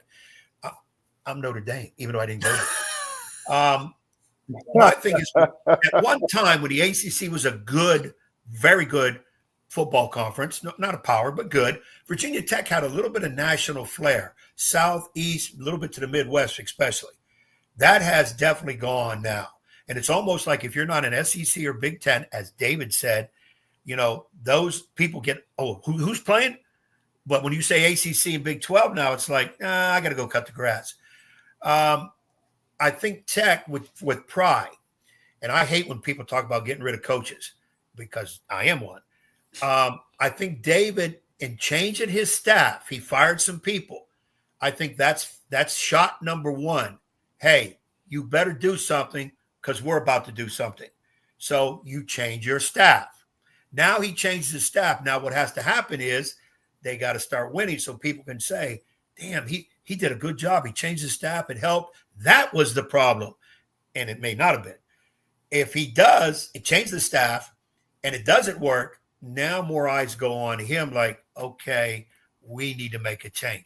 That's usually what happens in college sports. When you see, especially in football more than basketball, when you see some changes with the staff and that guy, as you said, is in some warm water, the temperature will be turned up if they don't win after those staff changes. So I think that's what he's in. But most of these guys at that level got to know, hey, it's a different time of year. If we're not winning 10, 11, 12 games, I already know I'm gone. I just have to make sure I can land somewhere else where I can stay 4 or 5 years, still make my money. But I think that's the situation Virginia Tech is now. I don't know they're a national brand anymore because of the league. No, I'll say this. Virginia Tech is still, with the lunch pail and the history and the entrance. But I think when you have fallen as a program to mediocrity with 7-6 records, and that being the ceiling right now, you're giving more historical lessons and perspectives than relevancy. And I think the issue when I look at my alma mater in the football program, the talents there have a handful of players drafted again. They still have a lot of guys playing in the NFL. Michael Vick, I know we're going to talk about him, my cousin, lives on forever. I mean, his impact was so huge. There are people who had never seen him play when they weren't even born yet. They recognize who he is. And of course, you have Tyrod and so many guys, Cam Chancellor. You got household names, Bruce Smith. The issue is relevancy. And I think it's simple. Virginia Tech right now is still trying to get back to an identity. Even with programs like Miami, who has never won the ACC, has a ton of talent, had a great season, but they were a national championship contender this year, are still trying to find out who they are post Miami's era of dominance. And I think Virginia Tech has to simplify things and have an identity. I think when you watch Tech play, the entrance is great, and they have the lunch pail, they have players, and, if they win that Miami game, who knows? And then I think they beat Syracuse. They had a lot of games they gave up leads in the second half, late in the fourth quarter. That to me comes down to your strength and conditioning, your mentality, and coaching, time management, clock management, execution. I think that's what it comes down to. You look at Minnesota, that's a team that lost a combined 4 points to Penn State. They lost combined 4 points to Penn State and Ohio State. They have a very good team. Minnesota and teams like Wisconsin and even Notre Dame, when I watch Notre Dame, obviously they're playing for a national championship. They have an identity. Those teams have identity. When you go back the last 25 years in Virginia Tech's history, they always had an identity, not just the special teams with Beamer ball, but they appeared to be physical, aggressive on defense, always had really, really great running backs, had a lot of kids from in-state, especially from my home area, the 757. Pry's trying to reinvent that, but I think he needs to put his own twist on things. I think there needs to be more accountability within the program and an identity. And I think changes was needed because I think when you talk about when it comes to getting the identity, it just comes down to making some necessary changes within your staff. People forget Dave Brain, the great AD that helped Virginia Tech get to where they needed to be. Then came Jim Weaver. Dave Brain, before he went to Georgia Tech, had a conversation with Beamer. And Beamer is a class act, loyal guy. And everyone knows it's tough to fire people you respect. He made some tough decisions and brought in Phil Almation and Gary Tranquil. You got to make tough decisions as a coach. I mean, as a former player, when I played football and basketball for two great coaches, I said two. I also played for a third Hall of Fame coach and Coach Brower. Mm-hmm. He made tough choices. There were times he made tough choices. All three of them, Beamer, Smith, and Height. You gotta do that in order to sustain any type of success in today's landscape of college sports. You just can't be complacent because the ACC, some people say, is in a gray area. I think they'll be around, but I think right now you look at Duke won 9 games, Syracuse won 9 games.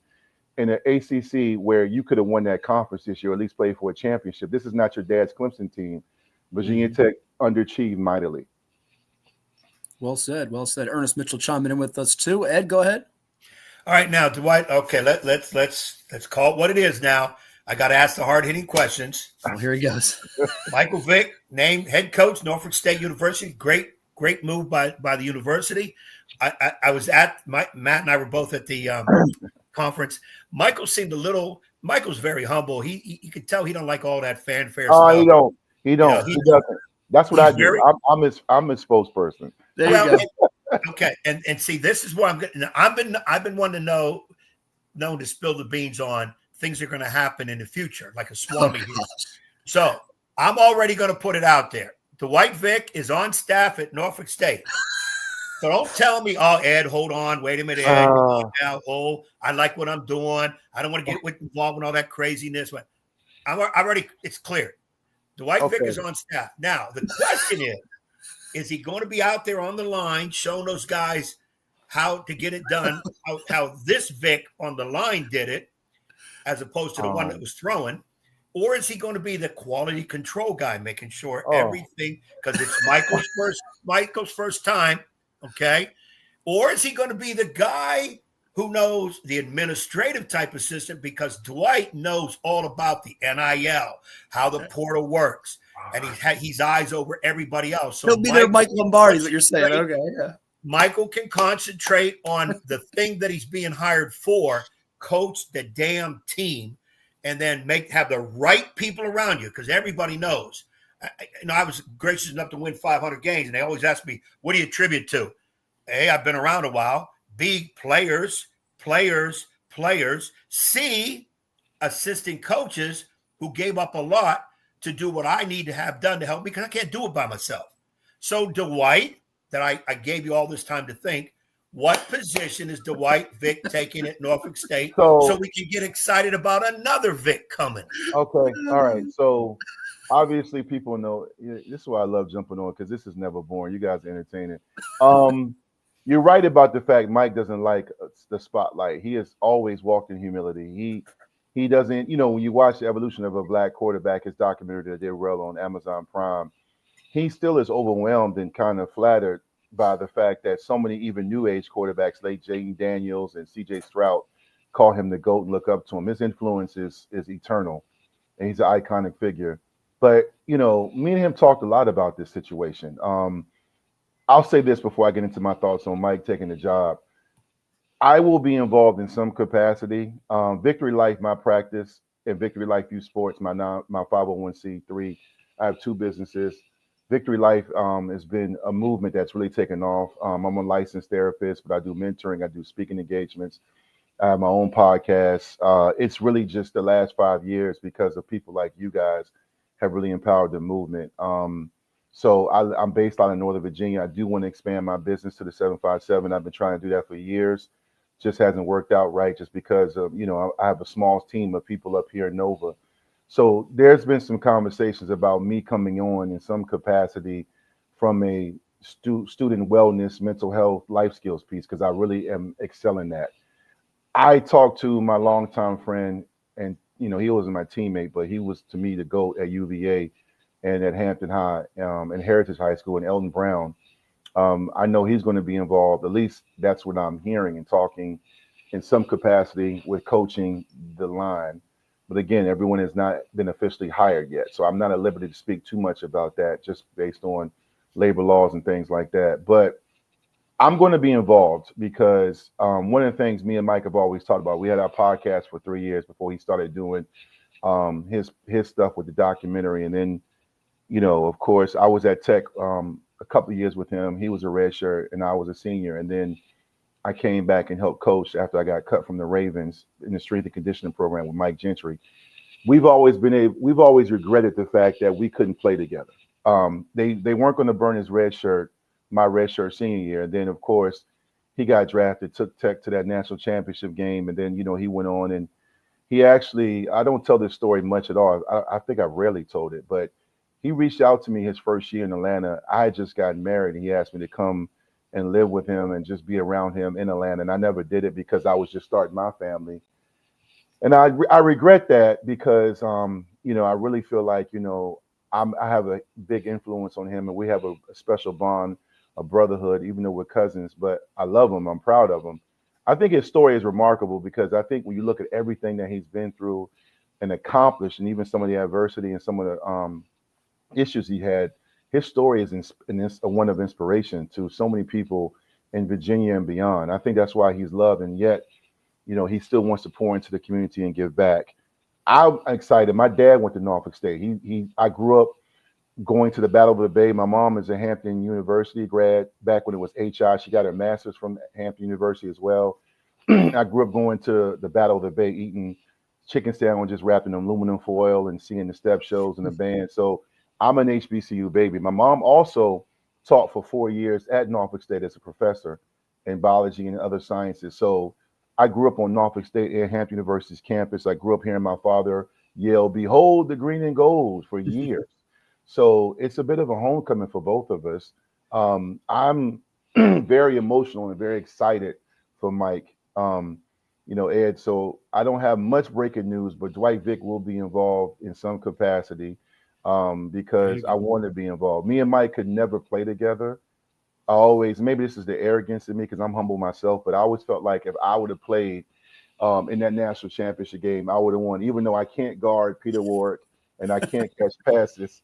I feel like, me and Mike we just always have great chemistry, and I was a pretty good player at Tech. But truth be told, man, I'm just very excited for him, and I want to be involved. And the one thing he's told me in making his decision, he said it wasn't easy because he knows Norfolk State or any job being a head coach is very hard. He spent a lot of time talking to Andy Reid and other coaches and Tommy Riemann and Dion, especially. Him and Dion had a lot of talk. So this decision was not made this year, or I should say 2024. It was a buildup because he always wanted to coach. And he told me some of the stuff he's done with 7-on-7 and his V7 stuff really inspired him because he really loves working with kids. And I'm very excited of what these kids are going to get. And I'm excited for the Tidewater area. I've always been upset as someone that grew up in Newport News and Hampton. I always hated the fact that we did not have a pro team. I know we had the Tidewater Ties when I was a kid, but I'm like, we are the largest metropolitan area in the country without a pro sports team. And I'm like, the 7 cities, if you get the right team or person down there, it is the perfect location. I know the tunnel traffic can be insane, but I live in Nova, so it's doable. I just want it to be a situation where we get something down there because we have always yearned for that. Again, it was the same way when I was a kid. And I'm like, if ODU ever gets a football team, I would always say that. So the truth be told, man, I think it's going to be great for the Hampton Roads 757 region because it's just going to be a lot of media attention, national media. And I also think Norfolk State is, Bobby Blizzard coached there at Hampton High, great. He's coaching at Hampton University now with Muffin and those guys. So we've talked Hampton Crabbers, Phoebus Phantoms, and Maury. A lot of people down there know what Norfolk State is capable of if you get the right group in. And I just think, there's a lot of stuff that has to be done. The culture, administration, a lot of stuff has to be done. Ed, you know this as a coach. Your culture and your vision and your mission has to be on one accord. So everyone from the cleaning crew to the medical staff, the trainers, to the janitorial staff, everybody's got to be on one accord. That's what I saw when I played for Mike Smith and Frank Beamer. Everybody from Diane Limerick, the trainer, and the assistant coaches knew what Mike Smith wanted and what we all wanted, not just to win, but to put on a good product and have your players graduate and stay out of trouble and go on for those qualified to the NFL. And the last point I'll make is that Mike said, Dwight, we say cuz, he said, hey, cuz, I really want, when I leave here for Norfolk State, whenever that is, to be much better in a better situation. I don't think people realize what kind of heart Mike has. You talk about the great historical runs and throws, the Deshaun Jackson and all the Monday night madness against the Washington Commanders, then the Redskins. But I think what people don't realize is he was humbled by his situation and he came out more inspired to make a difference. And, to take on this job, he recognizes it's going to be hard, but I'm just curious to see what staff he's going to bring on. We talk every now and then. I'm not giving you guys any breaking news right now on that, but we are talking. For those tweeting me and my DMs are blowing up, my Facebook, Twitter, Instagram. I'm sure. I don't have any say on who he hires. I've got more film than Mel Kiper in 2 weeks, more tape on players. For But players. again, I'm excited because I want to help, but I'm not going to do that. I think my specialty will be the life skills, mental health stuff because I'm really good at that. Can I coach? Absolutely. I've coached before, but that's not something I think. Ed, this is respect to you. I coached a few years at Parkview High School. I was the assistant head coach and I was the O-line coach in 2008. And that's when I told my wife, I said, I had no idea these guys did this much. And that's high school. I remember we were done with two-a-days, and I was walking to my car because practice was over. And my head coach said, hey, Vic, where you going? We got to break down film, scout, do this, do that. I said, bruh, it's 7 o'clock. What we doing here? He said, hey, we got to do this. And then I need you to go over here and scout this team. They got a scrimmage Thursday night. Luckily, my kids were little. And that's when I realized, oh, my God, they really earned their check. So you got to really love to coach, especially, no disrespect to my youngins out here, this generation with TikTok and trends and NIL, because in Virginia, you can get NIL in high school, all the different distractions. You better know how to connect. You better have somebody that can hold these kids accountable and yet be their friend, good cop, bad cop. You got to know how to read the room. You got to be a therapist one day, a father figure. So anyway, man, Mike and I have had these same conversations. I'm excited for him. I think he's been very fortunate to play and be around guys like Tony Dungy, Mike Tomlin, Tommy Riemann, Andy Reid, who I love to death. Don't know him, just love him from a distance because I think he's done a lot for people outside of football. When you're around that many great men and you have a great mother in Brenda, you're going to get it right. I just want people to be patient because everyone can't be Dion, and there's a lot of work to do at Norfolk State, but it can be done. You just have to kind of chip away and build towards the right thing and build your foundation accordingly.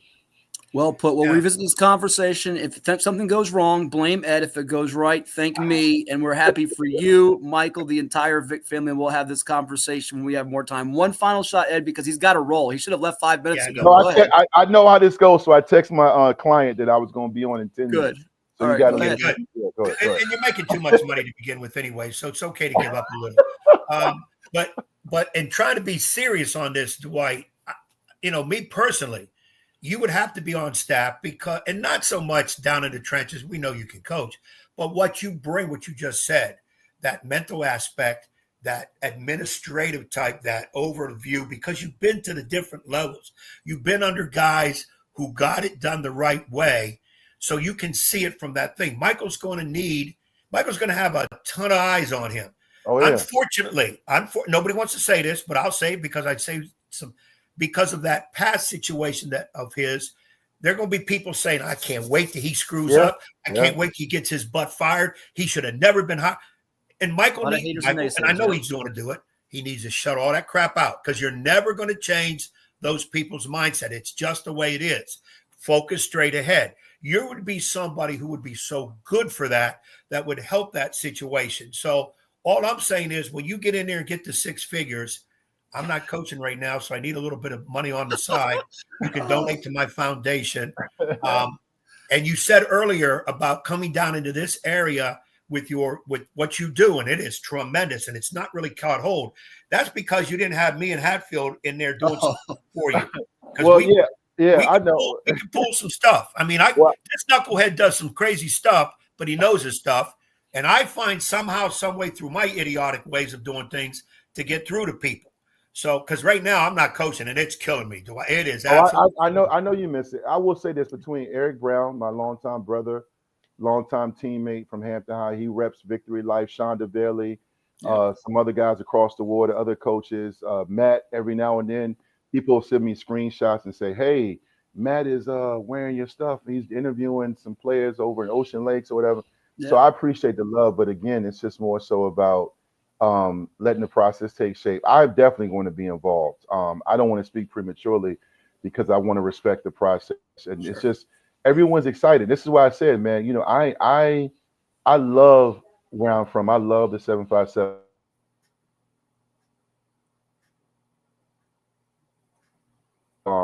I'm able to do the right way, help protect Mike and also uplift Norfolk State. It's crazy too. And you never know, man, too, because my son is at Fork Union. He's a prospect and he's hearing from ODU. So my daughter goes there now, my oldest daughter. So that would be a blessing, because, you know, me being down there, Mike, but again, who knows what's going to happen. That's the beauty of this, what we do, right? You never know, and we have to see it take shape. I am excited, though. I love the 757, and I love the fact that we're getting this kind of attention, because it could be great for the area. Revenue, branding. It'll also make Hampton University and ODU step up. So I love that. Somebody just said they love that hat. Yes. All right. John Cunningham, who actually had the best of 7x7 years ago. Yep. Yeah. But anyway, guys, I appreciate y'all for letting me come on, Thanks man. so much, Dwight. All the best to you. Have a great weekend. And I'm sure we'll touch base soon, and Ed will be bugging you about something, I'm sure. So. No. All I'm going to say in parting is thanks, Dwight. It's always a pleasure. I wish I could sit down and talk more with you things. And it's okay that I don't rep your stuff because you never sent me nothing. So you give him all the swag. Hold on. Hey, you know what? Text Matt your stuff, your size and address. I got you. Your size. Look at that. He'll take care of you. Text Matt your hoodie size and your address, you know, and I'll get it to you. I got you. I mean, I'm not begging. I'm not begging. But you see, No. He is begging. No. Because if I got you, the way you speak and the way you call it out, it's going to be more attention for the brand. You know, listen, trust me. Yeah. Dwight, he's been to more games this year than I have. Okay, he's driving me crazy. We need him to get coaching. I'll let him coach an elementary team, for crying out. Get him out of my hair. So. Yeah, I got you. I mean that. Text Matt. We will. Appreciate you, my friend. All the best to you and your family. We'll talk again soon. All right, y'all be blessed. All right, Dwight. That's the one and only Dwight Vick with us here as we get ready to sign off. We got one more segment. NFL picks are coming up next. I hope Ed's been studying on the picks. He's shaking his head no. You're one game back of Bruce Pearl, the maestro of the Mustangs, getting it done.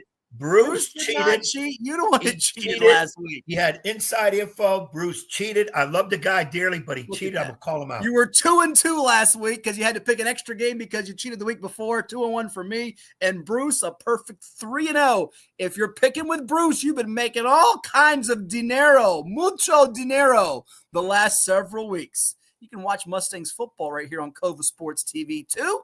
CoVA Sports TV. We have all kinds of partners and sponsors that bring you things like 757 Saturday Sports Talk and so much more. Take a look.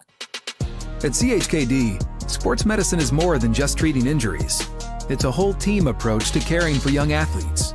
With experienced physicians, surgeons, trainers, and rehab specialists here when kids and teens need them most.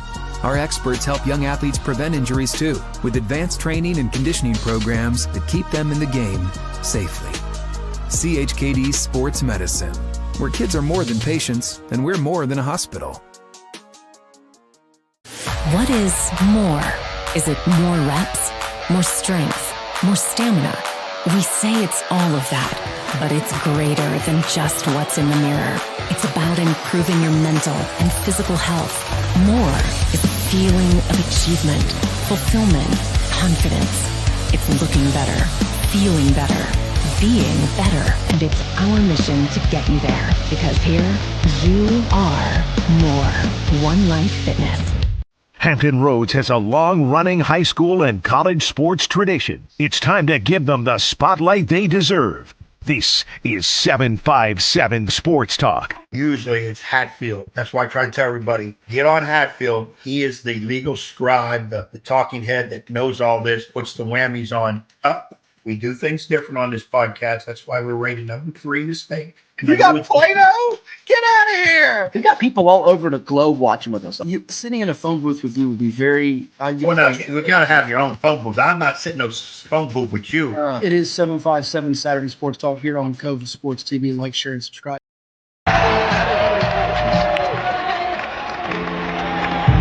That is pretty cool. Hey, sister, it's really nice to meet you. I just met this rapper, Sammy guy who's just my type.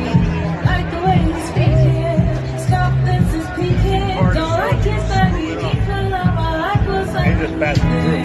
No, I ain't been to MIA. I heard the Cali never rains, and New York's on the way. First, let's see the West End. I'll show you tomorrow. This is 757 Saturday Sports Talk. Here are Matt Hatfield and Coach Ed Young.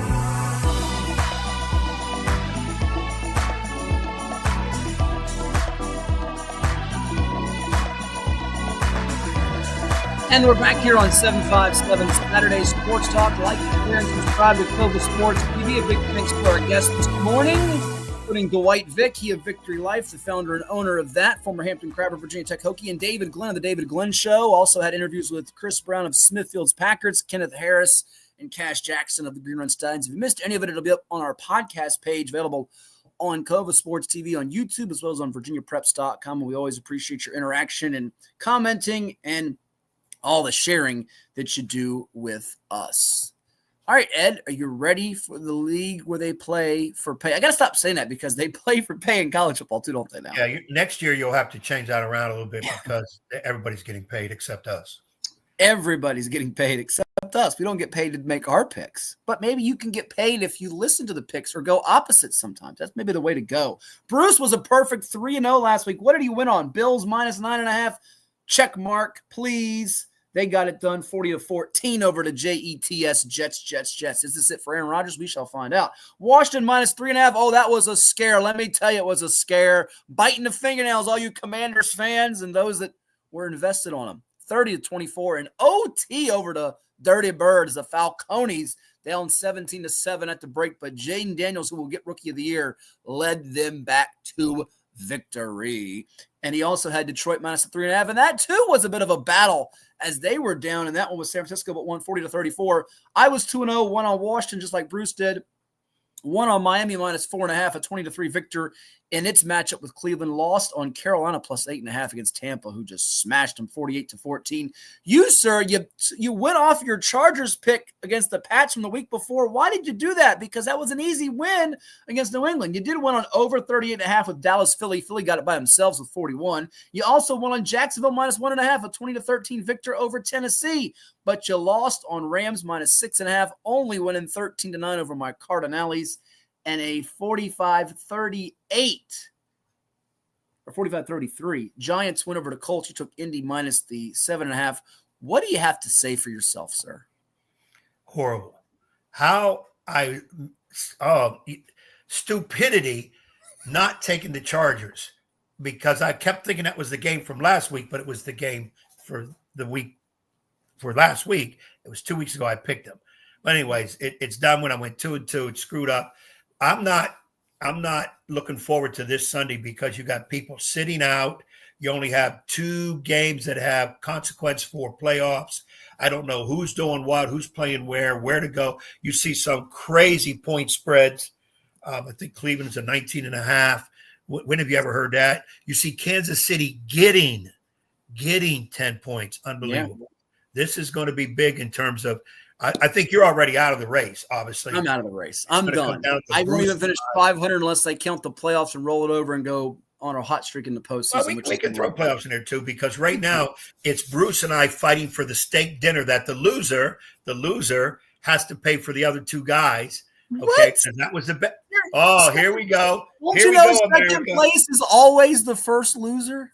I said, when we started doing this, I said, we should have some kind of a bet. And you said, we don't bet for money on the show. I said, okay, let's do this. The loser takes all of us out for a nice steak dinner and pays that way. And you said, oh, man, we might be able to do that. Check with Bruce. Now, I don't know if I have approved with Bruce. When did this get stated? When did this get stated? Bruce is not going to lose, and neither am I. It's already, unless we include playoffs, it's already Hatfield going out there and buying. So I can't wait to have a nice steak dinner. Here's Bruce's picks. You ready? Let's see if he's got any of mine. Oh, Lord. He's going Houston plus the 1.5. Carolina plus the 7.5. Panthers are playing the Falcons. Texans are playing the Titans. And the Dolphins plus 1.5 in what might be the final game ever for Aaron Rodgers, a member of the Jets. By the way, kudos to Jalen Holmes of Lake Taylor High. We love Jalen. Washington had a tackle for loss in that win over the Falcons last week. We mentioned Josh Sweat earlier from Oscar Smith. Holmes from Lake Taylor. Got a lot of 7x7 flavors still getting ready to play and moving on to the postseason, sir. So here we go. Those are the picks for Bruce. I get to go first, right? In our little head up here. All right, so where do I go for my first selection? I'm going to go to that Jets-Dolphins game that Bruce is taking. Well, hold on here. I might go with one instead of that here. Oh, I tell you what. This is a dangerous pick.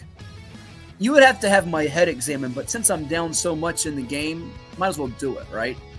Yeah, you have to go for Give me for the first pick, because it's something you might take. Give me Denver laying the 10.5 against Kansas City. That the hook bothers me. I liked it when it was 10 this week, better than 10.5. But I like the Broncos. They need to do it. Chiefs are resting guys. It could be a beat down.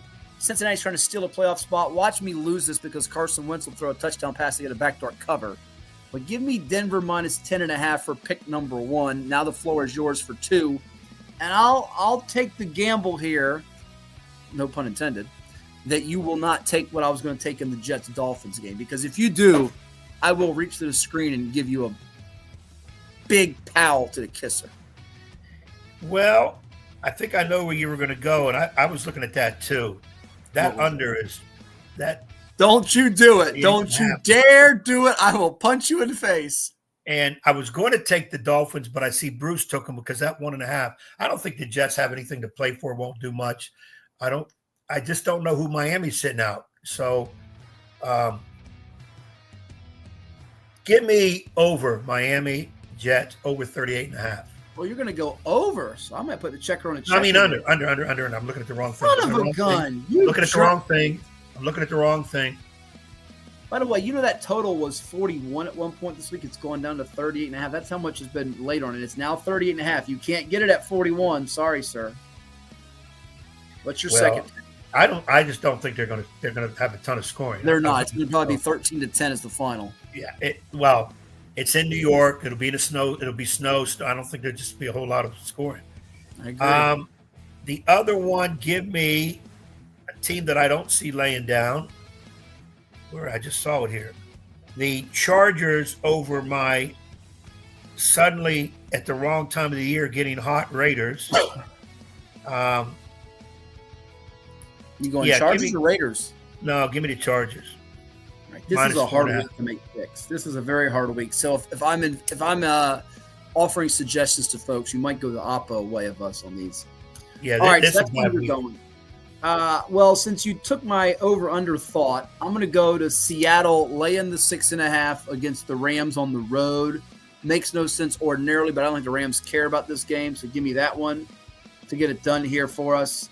And then I'm going to pick the primetime game because I have to. Lions Vikings.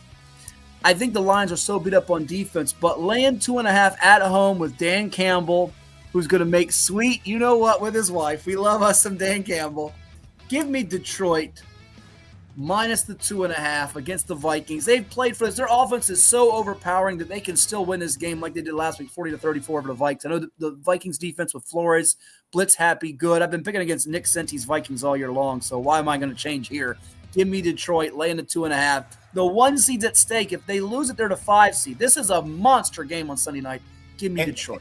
And side note, how in the hell can you be a 5 seed with 12 wins? I know because it'll be a wild card. They're not division. No, it would be with 14 wins. I mean, 14, yeah. Totally asinine. But that's another story. And you took one of my games. You took the Seattle. Do you hear what Geno Smith has going on in that game? No. Geno Smith has the possibility of $4 million added to his contract on some incentives. Not 4,000, 400,000. $4 million if he hits. There's a couple different things he's got to hit. When I've heard him, I said to myself, I think he gets something about a touchdown pass, but the key one was they have to win the game too. $4 million? I bet he's in that huddle cussing them players out left and right. Hey, man, I need this $4 million because he's going to share it with his team, his linemen. So Seattle's going to win that game. He's going to tell him, you have till 7 o'clock. Wipe yourself off. Go ahead. That's right. Yeah, give me. I want my money. And you took my game. Well, I agree with you too. This is why you write down 4 or 5 in case you get to this point where someone takes your game. I think Detroit beats Minnesota too, which should be hopefully a great game. Oh boy, they got nothing to play for, but I think they can. I think with the point spread, give me the Bills minus 3.5.